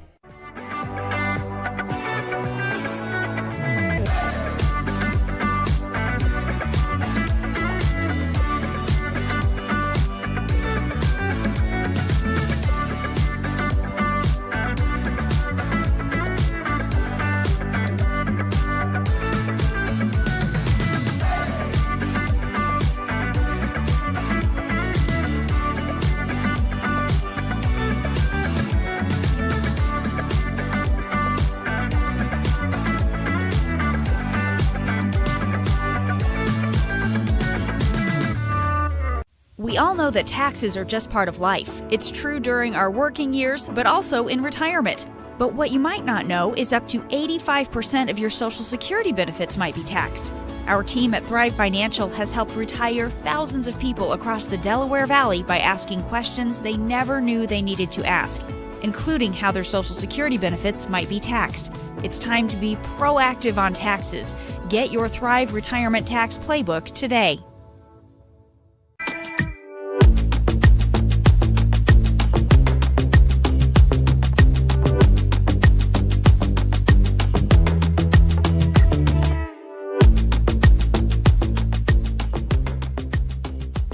Game show with Seth Joyner. I knew that they had a running game. Derek Gunn. He has put in the effort. Devin Caney. Had we not won the Super Bowl, what would we be saying? And Mike Missinelli. Well, you know who Philly is. Post game, now streaming on the 6ABC family of apps.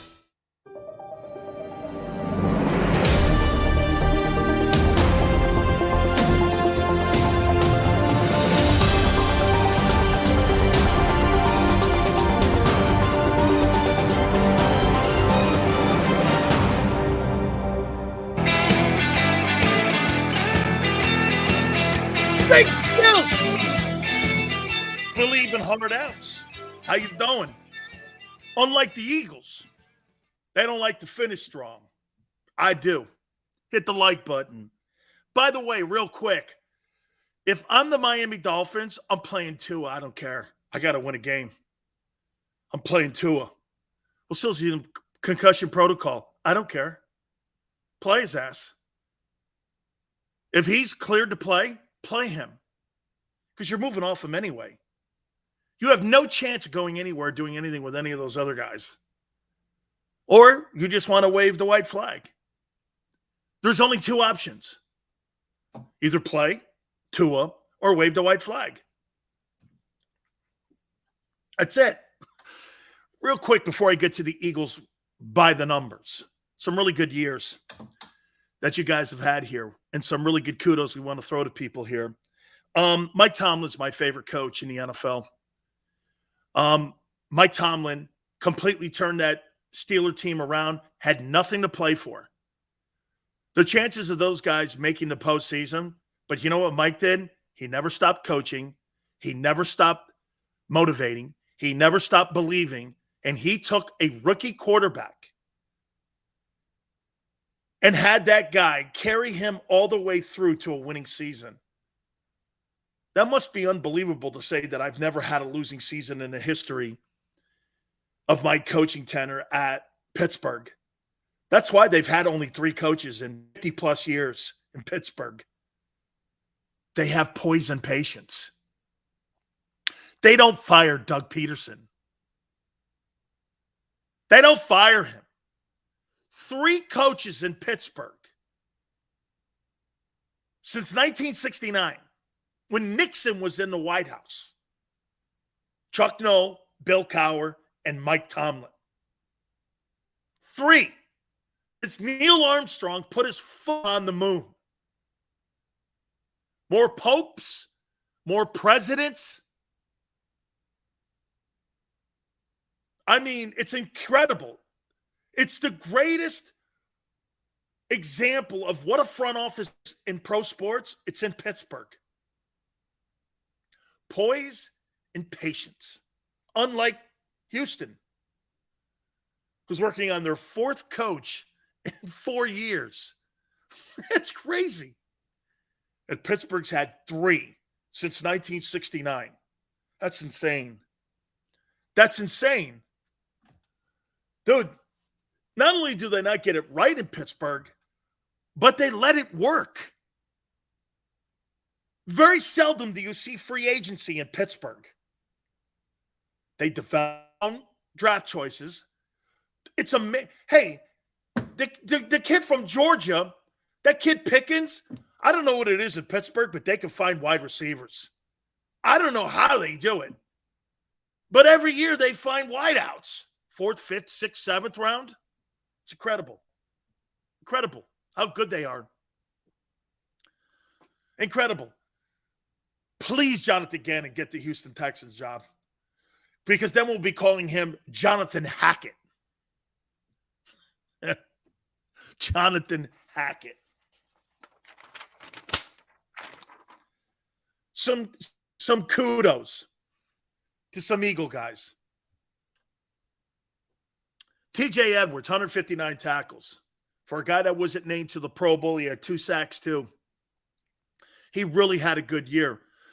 My issue with TJ is he can't cover backs and tight ends very well out of the backfield, but he really had a great year. Kudos to him. He'll be a free agent. Be interesting to see what kind of market value he is once he gets out in the open market. And if the Eagles offer him a contract. I haven't heard any contract talks with TJ Edwards. I have a feeling either him or Kaiser White are going to walk, and they're not going to be back. One of those guys is not coming back. And your boy Nakobe Dean, does that guy ever play? Jesus criminy, man. Talk about the steal of the draft. Not this year. As a matter of fact, I've never seen a 3rd-round guy like that, in my opinion, offered to the team. Nakobe Dean brought nothing to the Eagles this year. Nothing. 0. He's a 3rd-round pick.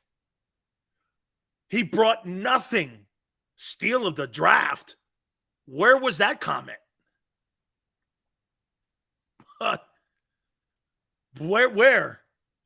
I don't see it. CJ, 67 tackles, 6 picks, co-led the NFL in interceptions. Had a great year. It was great to see him on the field, too, on Sunday. I like this player. I really do. I like this player. I like him a lot, actually. Javon Hargrave. Let me ask you a question about him. 60 tackles, great. 11 sacks. Really great numbers. You think he's a good DT? They can't stop the run. Do you think he's a good defensive tackle? And would you pay him $15 million and he's suspect against the run? Okay? I mean, the scrub giant for 130 yards on that team, and you had your ones in. The scrub giants. Scrubs.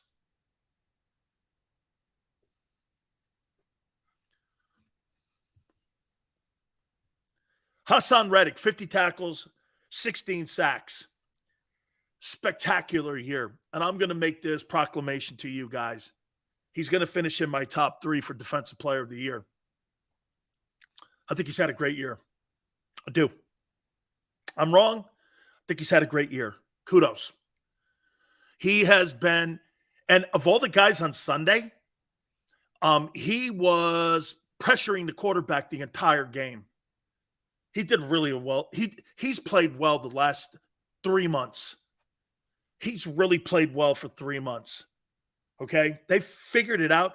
He can't cover backs and tight ends. He's limited big time there. But they figured that out. And they don't ask him to do that. He's not as skilled as Micah Parsons because Parsons can do that. He can't. I think it's a size issue. 6'1", 235, 245, whatever he is. He's kind of underwhelmed when you're going against tight ends and you're 6'1", and you're going against 6'7" guys. There's a physical mismatch. But when you wind him up and you have him go after quarterbacks, he's got a skill set for sure. But he's not a first and second down guy. Don't get that wrong. He can run at his ass. He's not a very he's okay tackler. He's not great. He's a great pass rusher. He's a great pass rusher, but he's limited. That's why he's more of a situational guy, but he gets after people. But as a tackler and cover guy, below average. As a sack artist, elite. He's an elite pass rusher.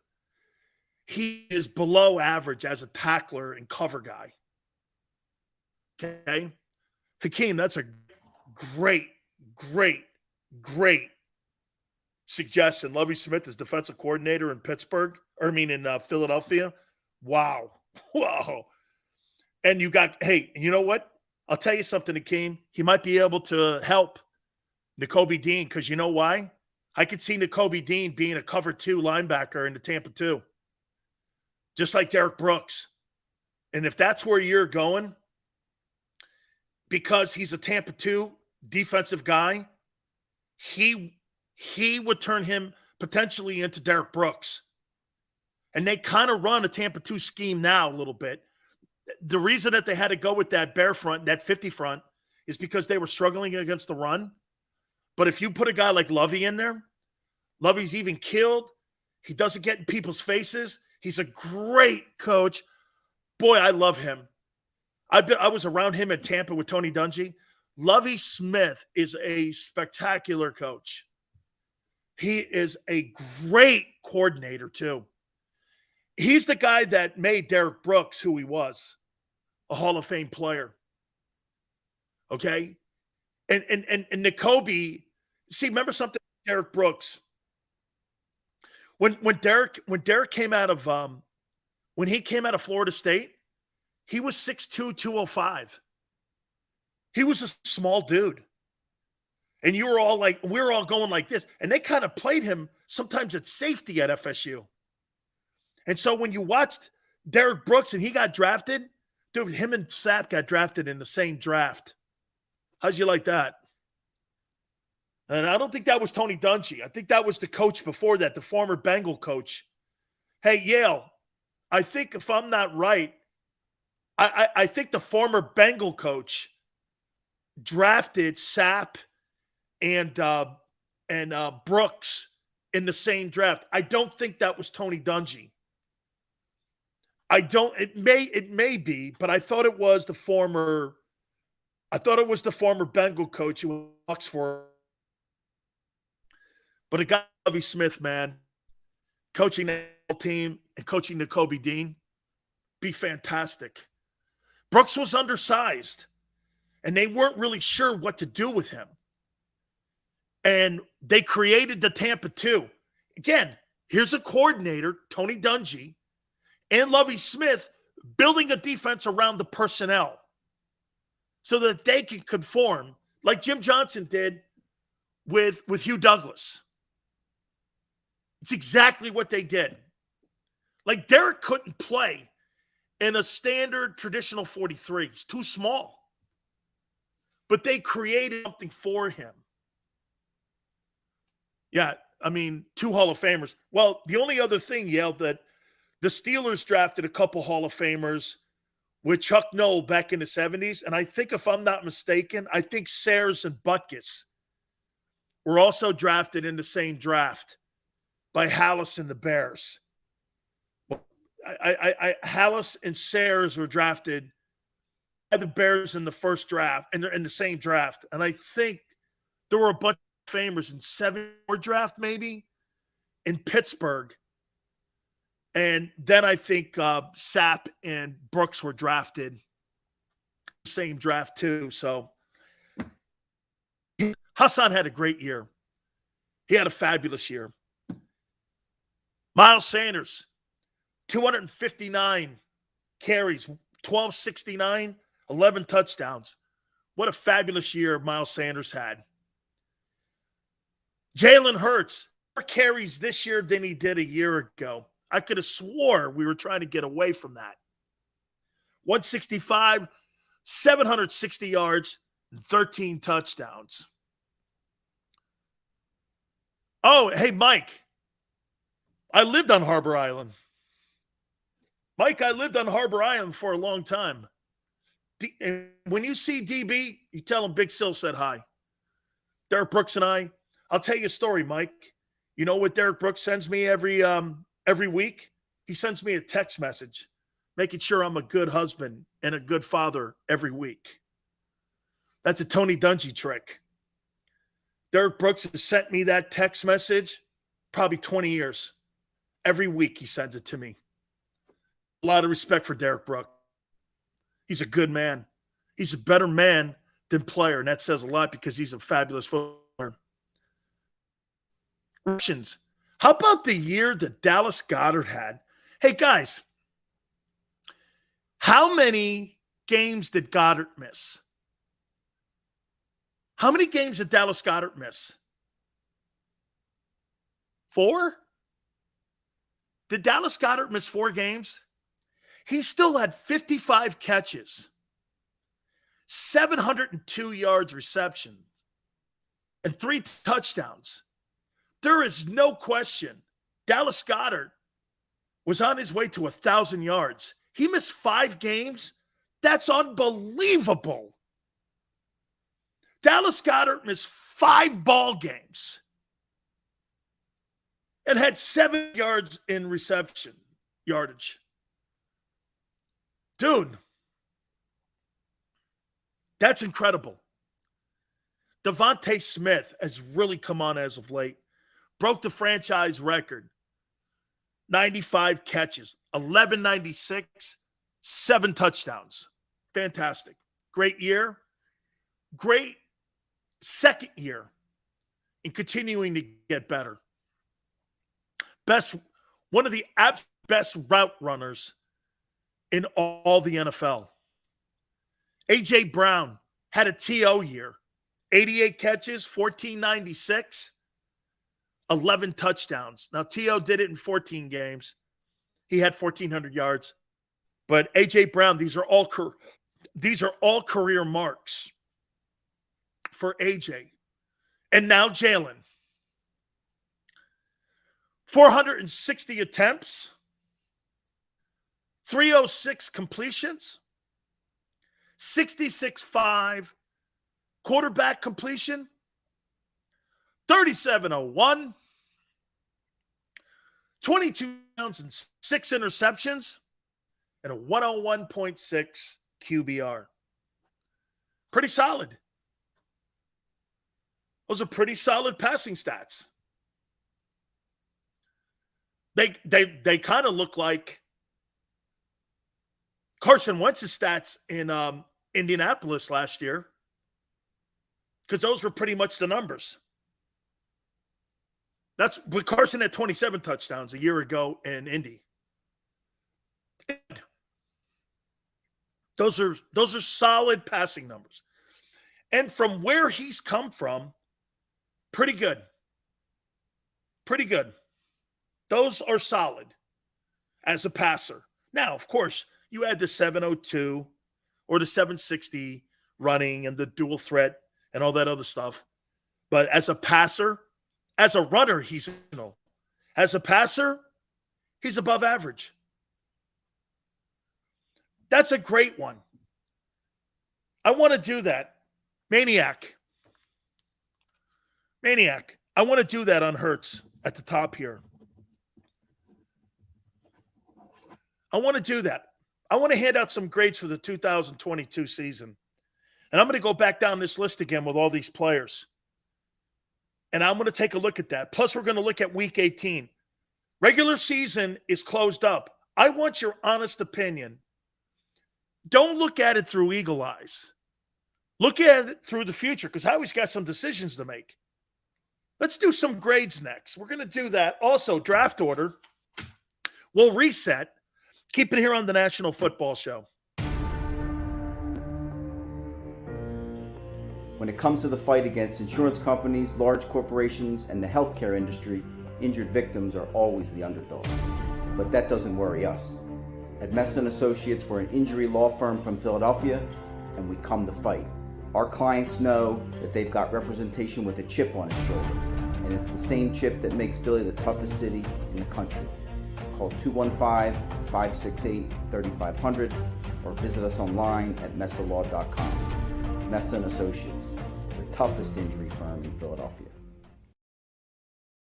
Go for the beers, go for the cheers, go for the hit and the hits, go for the scene, go for the screens, go for the gallery, go for the win, go to Ocean.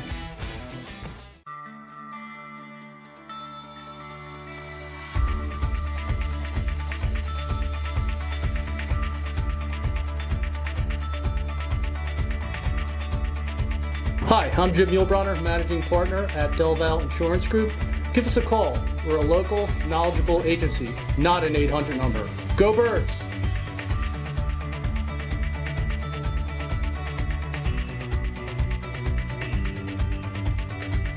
Number 1, Jeff D'Ambrosio. Destination Downingtown is rolling back prices for a December to remember. For a limited time, you can own, not lease, brand new 2023 Jeep Wranglers for only $30,995 or $339 per month. New Ram starting at only $30,995 or new Ram 1500 Bighorn Crew Cabs $189 per month. Zero down can deliver. Get the price you want, the selection you need, and the VIP treatment you deserve. Jeff D'Ambrosio, Destination Downingtown, Big Finish Sales Event.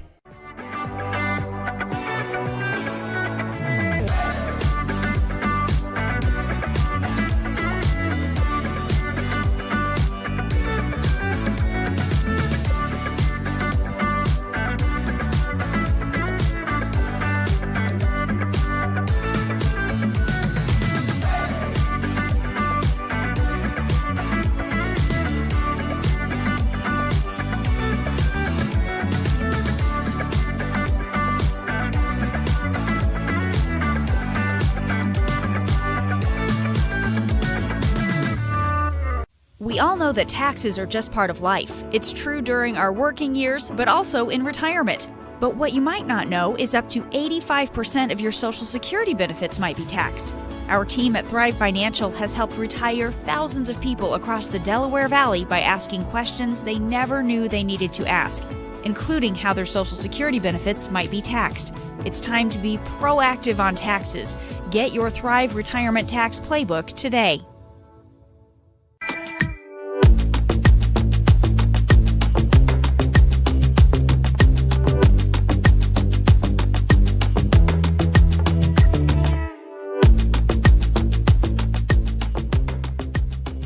Post-game show with Seth Joyner, I knew that they had a running game. Derek Gunn, He has put in the effort. Devin Caney, Had we not won the Super Bowl, what would we be saying? and Mike Missinelli. Well, you know who Philly is. Post-game, now streaming on the 6ABC family of apps.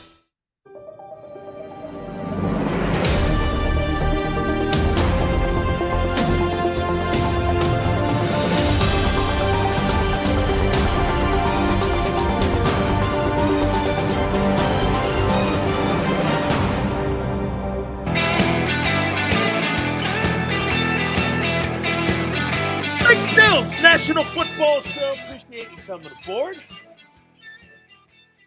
Terrible effort versus the New York Giants to close up the 2022 regular season. Not very good. But we move on.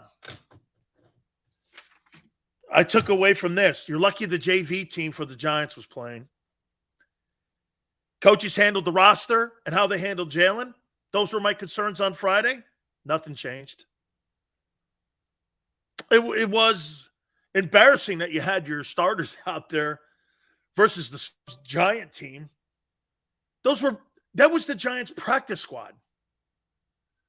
Was the Giants practice squad. A very unscripted first half of play calling. I mean, it was unscripted. It just looked chaotic. There was no rhythm. There was no trying to establish anything. It was unscripted, as usual. You know why it looked unscripted? Because Jalen wasn't using his legs to cover some of the bad play calling. It just wasn't very organized. And Yale goes, I prefer that. You do with a hurt quarterback that you're running quarterback sneaks on? And the coach admitting after the game that Jalen played through pain? You don't want to have a game plan for that? You don't want to manage that? And it's a closeout game for home field advantage. And the Giants made a game. You really wanted to play your quarterback who's been banged up and hurt and has missed the last couple weeks and play him into the fourth quarter? Not me, man. That's not the way you manage an injured player. Well, then again, what would make me think they can handle an injured player? He got his face bashed in, and you didn't know how to. So let me ask. Jalen Hurts said that he should have come out of the Chicago game. Nobody on the sidelines that was a coach felt that also? Only the quarterback felt that? What were they doing? Who are you managing?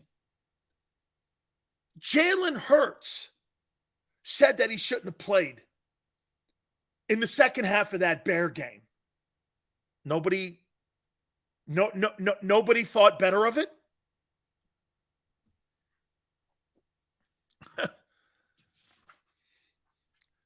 Hey, can I tell you what this is like coaching?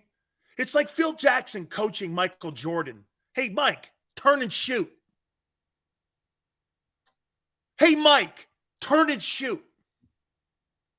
At least Phil knows how to handle a roster and egos. And he was a magician. Phil Jackson was not an X's and O's guy.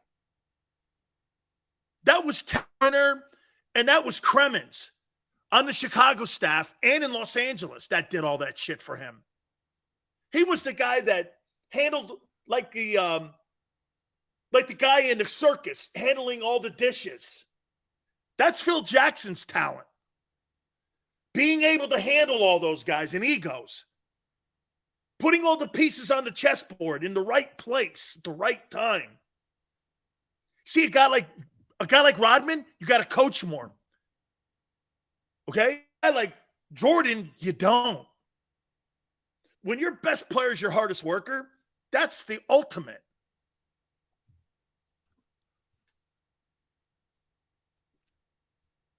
Hey, Dan, which quarterback has more pressure in the playoffs? Dak Prescott. He sucked out loud. Dude, you got to win, or I'm firing that guy. Why would I continue if I'm Jerry Jones to continue to burn money? Good money after shit money. Why would you continue? Dude, give me Cooper Rush. I could do the same shit with Cooper Rush that I'm doing with Dak, but $41 million cheaper. I could put Jimmy Garoppolo in Dallas and do the same thing Dak's doing. You paid a $42 million to win Super Bowls, not to go 12 and whatever. Cowboys have a good record again, right? Okay. They're a one-and-done team. You can't beat the shitty Washington Commanders with some dude named Howe who hadn't played all year, and they blew you out. The Washington Commanders blew the Cowboys out. At least the Eagles won against the Scrubs.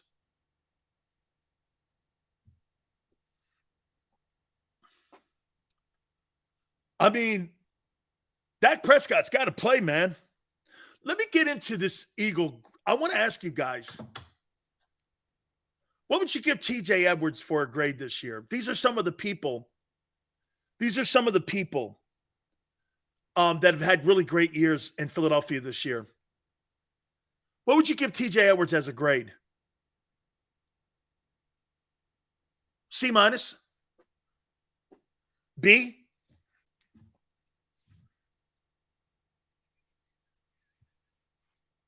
How good do you think TJ Edwards played this season? C? He didn't suck. 159 tackles, 2 sacks. His coverage is suspect. Tackling is a problem. Down to D+ lately. I'm going to say this. TJ Edwards is going to get a B- from me. He was playing A- earlier in the year. My opinion, I think he's walked back minus. How about Gardner Johnson? What grade would you give Gardner Johnson?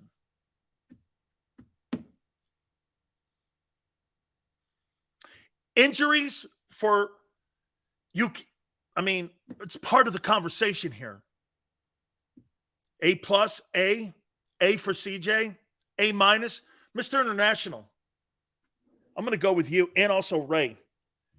CJ had himself a year where if I were him, I wouldn't sign with the Eagles. I'd want to sign with the Eagles. But I also want to know who your coordinator is going to be if Gannon does leave. If Gannon leaves, I want to know who your coordinator is. Okay? Does that make sense? Because that could be a whole different feel. Coordinators have a whole different way of calling games. Plus, remember something about Gardner Johnson. He makes $836,000. He is a significant pay raise. Somewhere between $15 and $17 million. He can play corner, slot corner. He can play safety for you. He's a very versatile player, and he's a hitter. Xander, he's a Bama kid, right? He's a Bama kid. I think he's a Bama kid. Well, this guy's been coached. He's got an attitude. I'll tell you, he is going to be a hot commodity on open market. And if I were Howie, I would look at him over Bradbury and over, I don't know, man. Gardner Johnson's got to be somebody. Oh, he's a Gator? Dude, this kid can play. 5 years, $50 million? Way way under, way under. Dude, he's going to get $14 million a year. Okay? He's going to get $14 million. 10 a year, you're underpaying him. A minus, though, I'd give him. Javon Hargrave. Supposedly there's a 3-year, $51 million deal on the table for him. They'll probably re-sign him. I would say this to you. There were times this year he struggled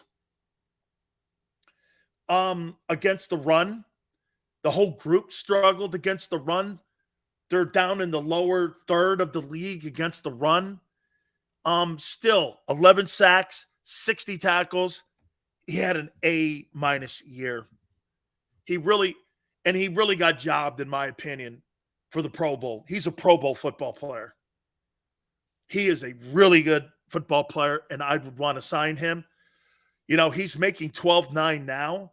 You're going to have to pay him north of what Fletcher Cox is making at $14.4 now. He really 11 sacks for a defensive tackle, like Yale's saying. That's a spectacular season. Spectacular year. Hassan Reddick. I'm going to go here on his grade. I'm going to give him a B. And here's why. As a pass rusher, A+.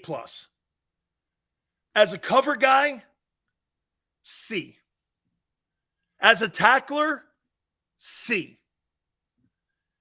Covering backs, C. He's average in everything else. He's average everywhere else. As a pass rusher, he's A+. But as a football player, now, again, if you're saying this to me, Sills, as a pass rusher, or wait, as a complete ball player, it's a B. He's not a complete ball player. He can't cover. He's not very effective as a tackler. Fact. Okay? I give him a B. As a pass rusher, he's elite. I'm not denying that. But as a complete ball player, he's not. He's not a complete player. That's why he struggled in Carolina and in Arizona. I mean, and again, he wasn't brought in to be a cover guy, though. And he wasn't brought in to have guys run at him. He was brought in to get after people, and he did. So he's a tough guy to evaluate. Okay? He's not a 3-down guy. He's not going to make tackles for you. He's not covering tight ends. He struggles at all of that. He struggles at all of that. As a pass rusher, he's elite. That's right, Danny. That's right. They're not paying him to do all that. But Parsons is more complete. He can do all that stuff. That's why he's a better player. Miles Sanders, 259 carries, 1269, 11 touchdowns. Here's my problem with Sanders. This is one-year wonder conversation. He's never – how many years has Sanders been in Philadelphia? Can you guys tell me? How many years has Sanders been in Philly? How many years has he been in Philadelphia? By the way, he's had an A year. He's had an A year. 1269, 11 touchdowns, 5 yards a carry, a year. He's one of the better backs in the game. He's totally one of the better backs. But 5 years, he's never done this. Is it a one-year wonder deal? Are you concerned that he's 1 year? Or some guys are late bloomers. Look at Rashad Penny up in Seattle. Never figured out how to use him up there, right? He kind of came on late once he picked up how to pick up blitzes. He struggled in Seattle. Some guys are just late bloomers sometimes. Been hurt pretty much throughout the entire 5 years. whether or not they bring him back, I completely doubt they bring him back. But for his season this year in a contract, this is what people in the open market are going to say. He did this one time. Are you going to pay $14 million for 1 year when the rest of them have been marred with injuries and missed games? Are you going to pay him for that? That might be to the benefit of the Eagles, because if he goes out in the open market. Now, look, there's going to be a massive market for him. Kansas City, Buffalo, Baltimore, places, maybe Chicago. Places are going to want to put an elite back, especially when you have an elite quarterback. You're going to want to put an elite back. I wouldn't call Miles. Miles Sanders had an elite year. He's not an elite player. Does that make sense? Right? Right? Does that make sense? He had an elite year, but I don't consider him an elite player. Like Tony Pollard, I think is a better player than Miles Sanders. I think Tony Pollard's better. He catches the ball better. You could put him in the slot. I think the Cowboys' Tony Pollard's better than him. I'd rather have Tony Pollard. Okay? To me, Tony Pollard's better than Miles Sanders. I do dig if you put Tony Pollard behind Jalen Hurts, I mean, can you imagine Jalen Hurts getting the ball to him in open space and throwing in, screen passes? They really are limited in that game, and he would improve that part of the game. Aaron Jones is a good ball player. I like Jones more than Miles Sanders. I like Tony Pollard more than I like Miles Sanders, but he had an elite year. A year for sure. Dallas Goedert. Man, I'll tell you what. Dallas Goedert just might be the second best player on the Eagle team. He is elite. He missed 5 ball games. Man, he is the best receiver on this team. Dude, he's got a nose for the end zone. He's physical. He's a great blocker. He's wonderful after the catch. Dude, I probably can't give him an A because of the injuries and missed time. But boy, I'll tell you, he is an A talent. He just got hurt, so I'm going to give him a B+. He's better than Zach Ertz. He's better than Zach Ertz. I think I'll tell you what, I would compare him to the dude in Baltimore. He's like the dude in Baltimore. What's his name, Edwards? He's like that guy in Baltimore. Okay? But remember something, with the dude in Baltimore, he's like the main target there. Goddard's like, it kind of goes off and on between the three of them. Mark Andrews, that's it. That kid's a really good player up there. I think they're kind of the same dude. And that says a lot, because I think a lot of that guy up in Baltimore. Totally why they let Ertz go. Dude, Zach Ertz used to look for 4-leaf clovers. Every time he catches the ball, he goes to the ground and he's looking on the ground, 4-leaf clover. This guy's looking for the end zone. He's a really good ball player. B+. It's the only reason I give him the B+ is because he missed significant time. Devontae Smith, 95 catches, 1196, 7 touchdowns. Is that an elite year in today's NFL?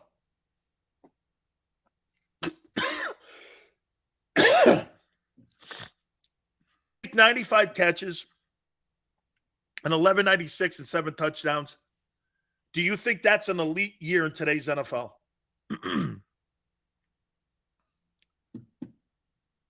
He was the second option.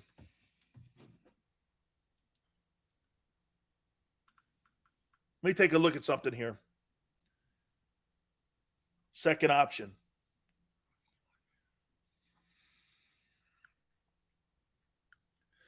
Hunter Renfrow stats.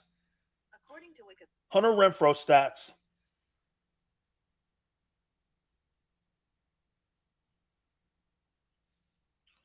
So a year before Hunter Renfrow was hurt, he had 103 catches for, I think it was 1206.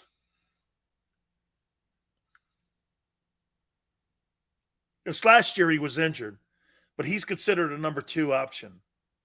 Last year he had 1,038, 9 touchdowns. But then again, Devontae wasn't on that team a year ago. Waller was on the team. 95 catches, breaks the franchise record. 1196, 7 touchdowns. Renfrow has 1038. He's the second option to Devontae Adams.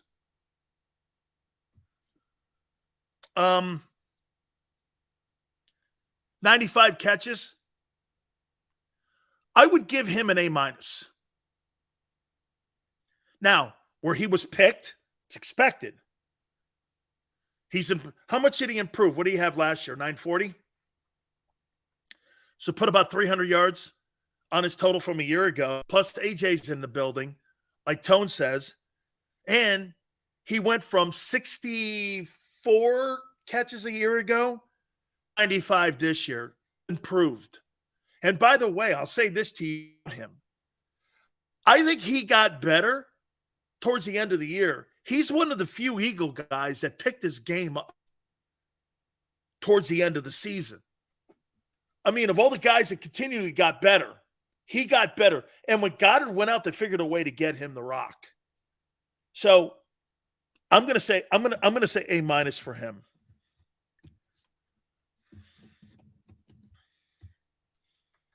He really did come on as of late. It totally came on as of late. A.J. Brown, 88 catches, 1496 and 11. That is an absolute spectacular season by anybody's measures on any football team. When you're over 1,400 yards, you're in the elite status. You're putting big numbers up. Okay? 88 catches, 1496. All career highs for him. A solid A, okay? A solid A. I'm not a fan of his attitude, but a solid A. So you got A, A-, B+, and the only reason Goddard doesn't get an A is he missed time. That's a solid group to go to build around. And by the way, that's a core group for the next 3 years. I mean, Brown, Smith, and Goddard are going places. You're going places with that. If you continue to keep building the team smart and you keep making sure your roster's balanced and your salary cap is balanced, you're going to continue to get better. Jalen Hurts now. I think you have to look at 2 Jalen Hurtses in his evaluation, and I think this is what they're going to do when it comes to talking about his money. Jalen Hurts as in his importance on the team is what? A. His importance to the run game, to the pass game, to the psyche of the team, it's A. He's more valuable to the run game, though. His value is in the run game. Look at, and you know what? The loss of Lane and Jalen these last couple weeks has been evident. They can't run the ball like they have September, October, November. They cannot run the ball like that. They're not consistent. They're not good enough. And the play calling is suspect. Dude, what happened to Miles Sanders in the second half of the scrimmage that you had on Sunday? Where was he? You got a 1,200-yard back, and you don't go to him, and your quarterback's hurt, And you know he's hurt. And you're running quarterback sneaks. I don't get that. I mean, Jalen as a runner and as a dual threat guy, okay, there's no question. 165 carries, 760 yards, 13 touchdowns. Dude, you're breaking down third down and you're breaking down perimeters all season long doing that. Now, let's go as a passer. 460 attempts. Clearly not enough in today's NFL. You're not taking advantage of the league today. I mean, look, I'm going to show you this with these passers and attempts.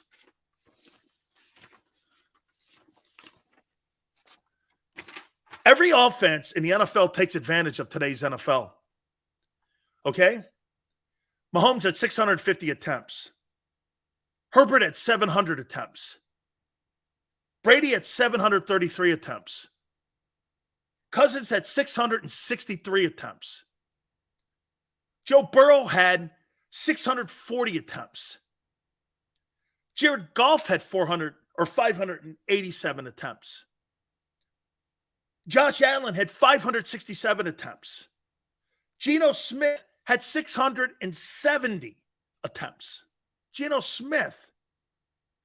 And Trevor Lawrence had 582 attempts. Jalen had 460. That's not enough. You're not taking advantage of today's NFL. And your quarterback worn out by the end of the year. Of all the quarterbacks, these guys aren't worn out. Your guy's banged up and worn out. Thank God they got the – dude, seriously, the only thing that came out of that Giants game is that you did get the bye, and you get to rest this dude again. His style of play has worn him out, and you don't throw the ball enough. Now, some would go, Sills, look at the stats with these three guys. Correct. But you're relying on breakdowns and plays when Jalen takes off to cover some of the bad.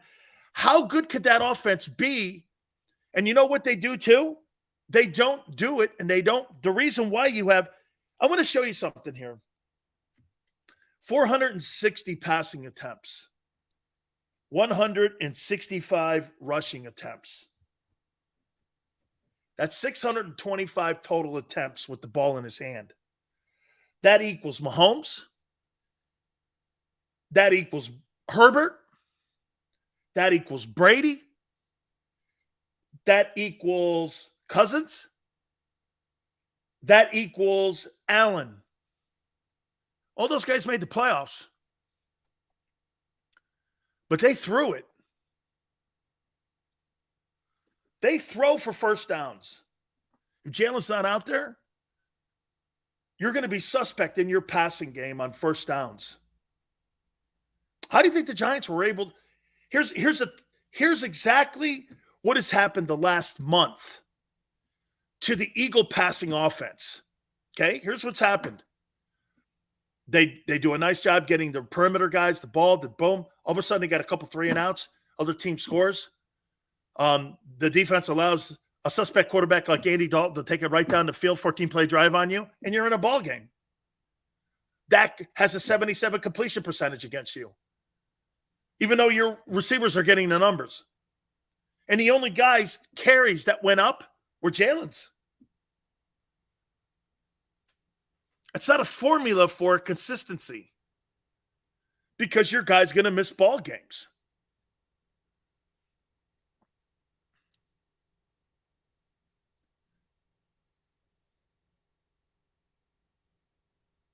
Conventional offense with no quarterback run threat. Well, yeah. The Chiefs were 14-3. Allen was 13-3. Herbert's 12-4. Allen's 13-3. Geno made the playoffs. Lawrence made the playoffs. Brady made the playoffs. And these quarterbacks didn't miss time. The dual threat quarterbacks that miss time that are in the playoffs are Jalen Hurts and Lamar Jackson. There's no coincidence to that. There's no coincidence. So, Jalen as a passer, to me, he's a B. There's nothing exceptional except the touchdown to interception ratio and the quarterback rating. And the completion percentage is over 65, which is great. He's at 66.5. He improved it from 61 a year ago.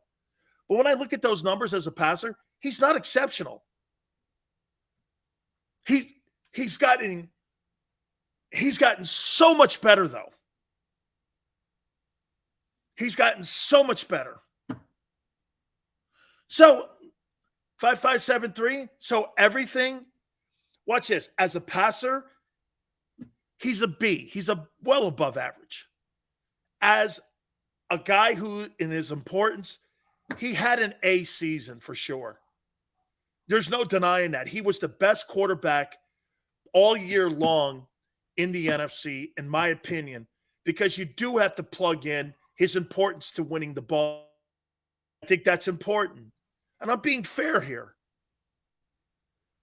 The potential is there as a passer because of his tremendous work ethic and how he wants to be a better player and how smart he is. He's smarter than Josh Allen I think Josh Allen has been coached. I think Josh Allen the last 2 months has been coached exceptionally well by Ken Dorsey. I think they've been more structured in the second half of the season with Josh Allen and not getting that guy's ass hit as many times as they did in the first half. He's a reckless ball player, though. But he's got to get better. He's got to get better. Okay?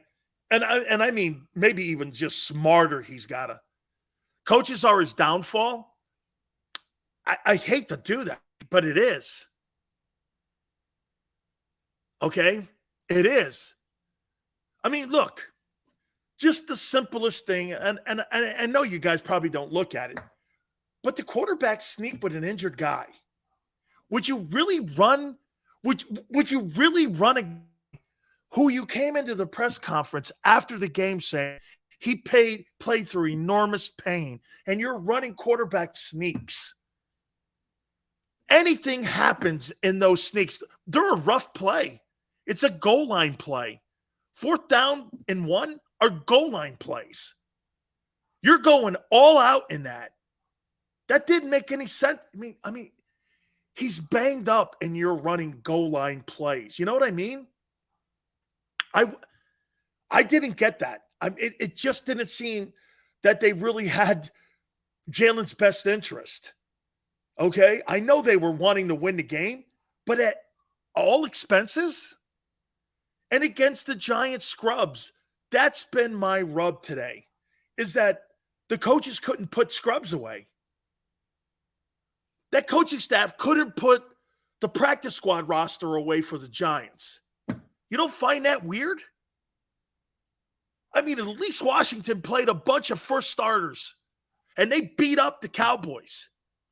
Dude, that was like the worst performance of the Sunday for a team that had to win a division and get home field. Okay? Shit, man, at least the Chiefs, they had to play against the frontline Raider guys. You didn't. You played against guys who were fighting to stay on rosters. Not guys fighting for jobs to keep as a starter. That made no sense. Hurts is not 6'2". He's not. I mean, there's all kinds of little nuanced things with that. You know, and you know, I mentioned it on the Sports Take thing. They had 9 carries. Okay, some of those were kneel downs and this and that. I didn't want him running once, let alone 5 times. Where do you find that to be? It's just not common sense. Okay, quarterback has a hurt shoulder. And if you run him once, that to me is a problem. I don't get it. Okay, I don't. Still, Shane has regressed. His play calling is high school level. Lucius, you know why his play calling has regressed? Because there's no Lane Johnson and no Jalen Hurts. You take those 2 guys off a roster, and you take those 2 guys off of the off of your huddle, you're gonna have a drop. This is what I was telling you guys 3 weeks ago, when you guys were still saying that the Eagles are the best team, you're not the best team because your personnel's not, you don't have the same personnel on the field. Lane's the best player. Lane Johnson is the best player on the Philadelphia Eagle team. He is the number 1 or number 2 rated. Jalen's not one of the top 10 quarterbacks in the league. He's not. He's probably top 13, something in there. Okay, Jalen's probably top 13. Now, he's had an MVP season. When you put the rushing totals in there, yeah, but I mean, he's probably in the top 13. He's like, these other guys here are different. It's a different, all these guys are playoff guys. Okay, they're not runners. They're not dual threat dudes. Josh Allen was spectacular, Sills. Did you see the TK? He is a amazing football player. Little reckless with the ball and little reckless with the way he approaches the game is my concern. You know, if I'm going to be fair to Jalen here and my critiquing of Jalen, I got to be fair to Allen too. Got to reel that in. Andrew Luck, he looks like Andrew Luck in a lot, but I think he's better than Andrew Luck. I think Josh Allen's better than Andrew Luck. Okay? He is an unbelievable ball player. 100% Lane is the best player on the roster. Kelsey's too. I would probably say AJ. Jay, if I had to, I'd probably say AJ Brown is 2. He had a spectacular season. And his jump ball, remember what I said to you guys at the beginning of the season? I said AJ Brown is going to be a jump ball nightmare with teams, especially in the red zone, and he is. And when he's in open space, I'll tell you this, he is a force. Hey, Xander, everyone, did you guys happen to see Derrick Henry in that Jags game throw that stiff arm? I'll tell you this, man. I've only one other guy I've ever seen throw that stiff arm like that. That's Walter Payton. Okay, I didn't realize that Derrick Henry had almost 1,500 yards rushing. I thought, I didn't see any of those. I think he had 1 200-yard rushing game this year. Dude, Derrick Henry. So he picked that guy up from the Jags, and he put that guy on his head. He is a force to be reckoned with, man. I could not believe what he did to that guy. Boy, man, he is. Jimmy G is back, Sills. Jimmy G! God, do I love Jimmy G. I think they're going to keep Purdy in there, though. That Purdy dude in San Francisco's played some great ball. I'm trying to get him on the program. His father's a Hurricane. He played college ball at the University of Miami, a little bit after me. Trying to get him in there, man. I reached out to Canes Baseball, and I got the old man. I go, is that your kid? He goes, yeah, that's my kid. I go, Brock Purdy's your son. He goes, yeah. I go, okay, we got to get him. I got to get him on. He goes, he doesn't want to do any interviews right now. He's hanging in there, It's all about team for him. This kid's turning out to be Joe Montana. Dude, he's Jalen's top 5. Forte. Okay, wait. So Jalen Hurts over Mahomes? No. Jalen Hurts over Joe Burrow? No. Jalen Hurts over Josh Allen? No. Jalen Hurts over Trevor Lawrence? No. Okay? Shit, dude. Geno Smith had a better passing season than Jalen Hurts did. Let's see if that's a fact. Let me see here. I got to double check Geno's numbers here. Let me see this here. Jeb says I'm stupid. Okay, well, let's find out. Geno Smith stats.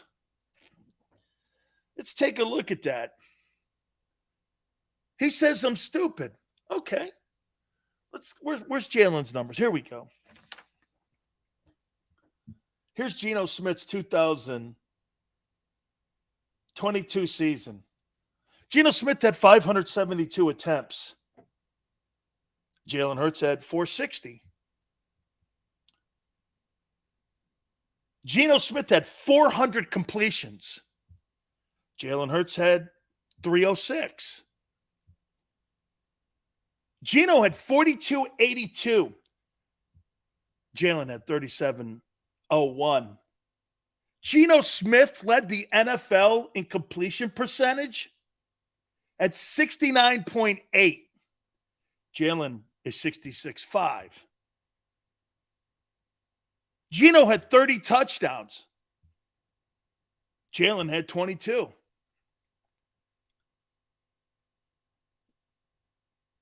Geno had a 100.1 quarterback rating. Jalen had 101.6. The only thing he beat him in was 101.6 versus 100.9. You're stupid. Facts. I just read you a fact. And his team made the postseason. Geno Smith had a better passing year than Jalen Hurts did. That's incredible. Wow. So what's your thoughts on next week's playoffs games? We'll get there. That's wow. Geno had a better year than Jalen. It's technically, look at you, Tone. Look at Tone. He uses the word technically. It's technically true. Come on, Tone. Not you, too. Technically? You mean factually. It's not textual. It's not technically. It's not technically. Yeah. Look at Tone. Tone goes, technically, he did. See that little asterisk he put? See, in broadcasting, Tone is now learning how to do the game here. You see, because that is an asterisk. He's putting an asterisk by that in his take. Geno with a better passing season than Jalen Hurts. No, Espo. Technically and factually, the Eagle team went 14-1. Factually. And factually, Jalen missed games. Technically. Look at Tone learning the game already, you youngster. Look at that, man. Sills, technically, he did. Oh, technically?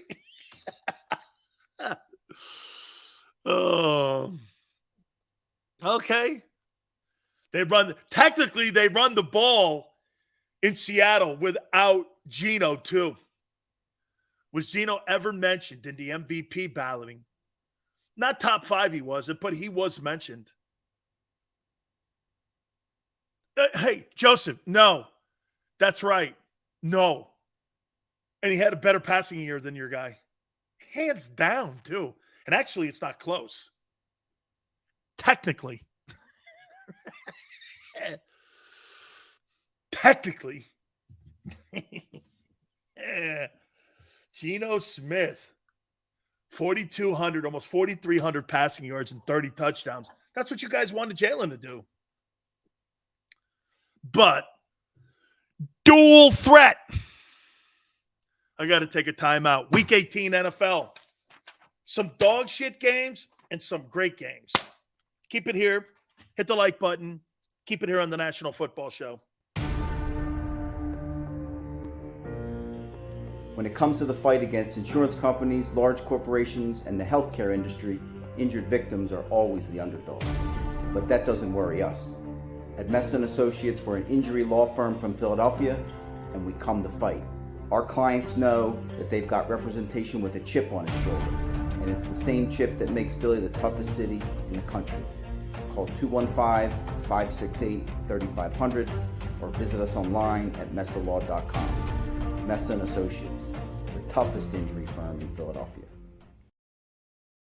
Go for the beers, go for the cheers, go for the hit and the hits, go for the scene, go for the screens, go for the gallery, go for the win, go to Ocean.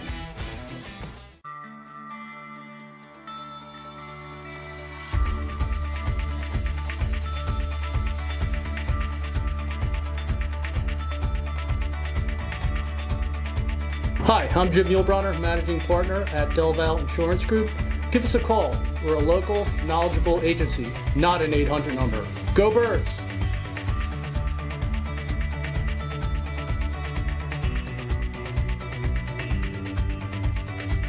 Number 1, Jeff D'Ambrosio. Destination Downingtown is rolling back prices for a December to remember. For a limited time, you can own, not lease, brand new 2023 Jeep Wranglers for only $30,995 or $339 per month. New Rams starting at only $30,995 or new Ram 1500 Bighorn Crew Cabs $189 per month. Zero down can deliver. Get the price you want, the selection you need, and the VIP treatment you deserve. Jeff D'Ambrosio, Destination Downingtown, Big Finish Sales Event.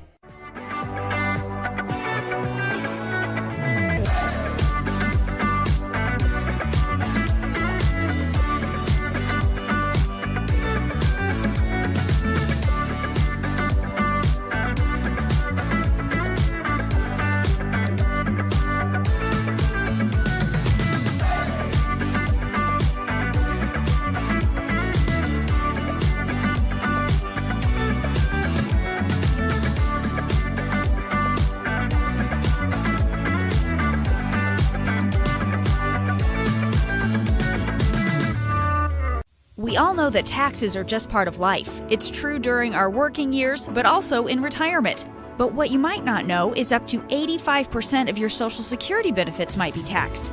Our team at Thrive Financial has helped retire thousands of people across the Delaware Valley by asking questions they never knew they needed to ask, including how their Social Security benefits might be taxed. It's time to be proactive on taxes. Get your Thrive Retirement Tax Playbook today.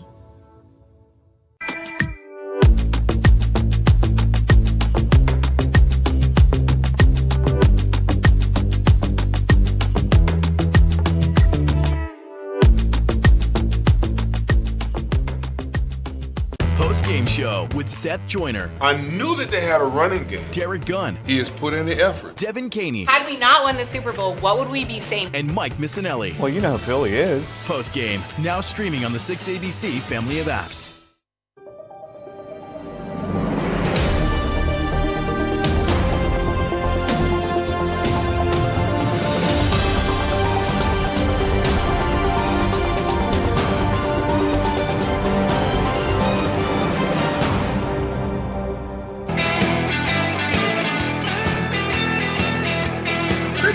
National Football Show. National title game, Georgia by 45. Georgia by 40. Hey, you want to hear something crazy? Both these quarterbacks are the same age as Jalen Hurts. I think both these guys are 24.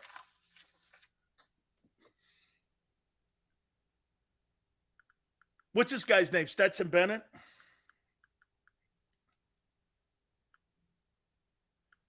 How old is Stetson Bennett? He's 25. Jalen's old. Jalen's younger. How old is the TCU quarterback, Dugans? He's 21. Okay, so Stetson Bennett, the guy that's playing for Georgia, is older than Jalen Hurts. Georgia by 45.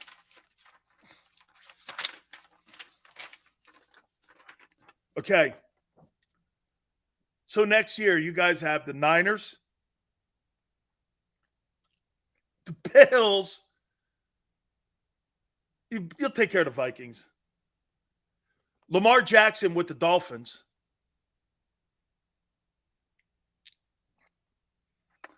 Andy Reid and the Chiefs. Shit. What do you think Mahomes? Hey, what do you think Mahomes goes for on a completion percentage if your boy Jonathan Gannon doesn't get a gig? 100% completion percentage? You think 100? The Bucks, I don't think Brady's there, so I don't think that's going to be a problem. Seahawks and Geno beat Jalen. And the Jets. There's probably going to be Garoppolo in New York with the Jets. I think Jimmy G goes to the Jets. That coach has to win some ball games. Jimmy J. I can't wait for next year. This is going to be, there'll be some bumps and bruises. See, this is what's going to happen. Watch this. Big Sills with the crystal ball. What do you see happening next year with the Eagles? They'll give Jalen Hurts his money. They'll give Steichen and everyone extensions, and they'll be fired like Cliff Kingsbury and the head coach and the quarterback will be what I'm not gonna put juju on it. I don't want to put any bad juju on it, but how's that Cliff King? So wait a minute. Cliff Kingsbury had Kyler Murray and he had Patrick Mahomes, and he didn't have a winning season he didn't have like a career winning records. So you couldn't win with Mahomes and Kyler Murray. How did he get that job? How did Cliff Kingsbury get that job in Arizona? He couldn't win with Patrick Mahomes, and he couldn't win with Kyler Murray. Dude, I don't get it. I mean, right? All right, here. The Bucs, I'm not going with some of these dumb games. Bucs end the season 8-9. They took care of the Falcons 30-17.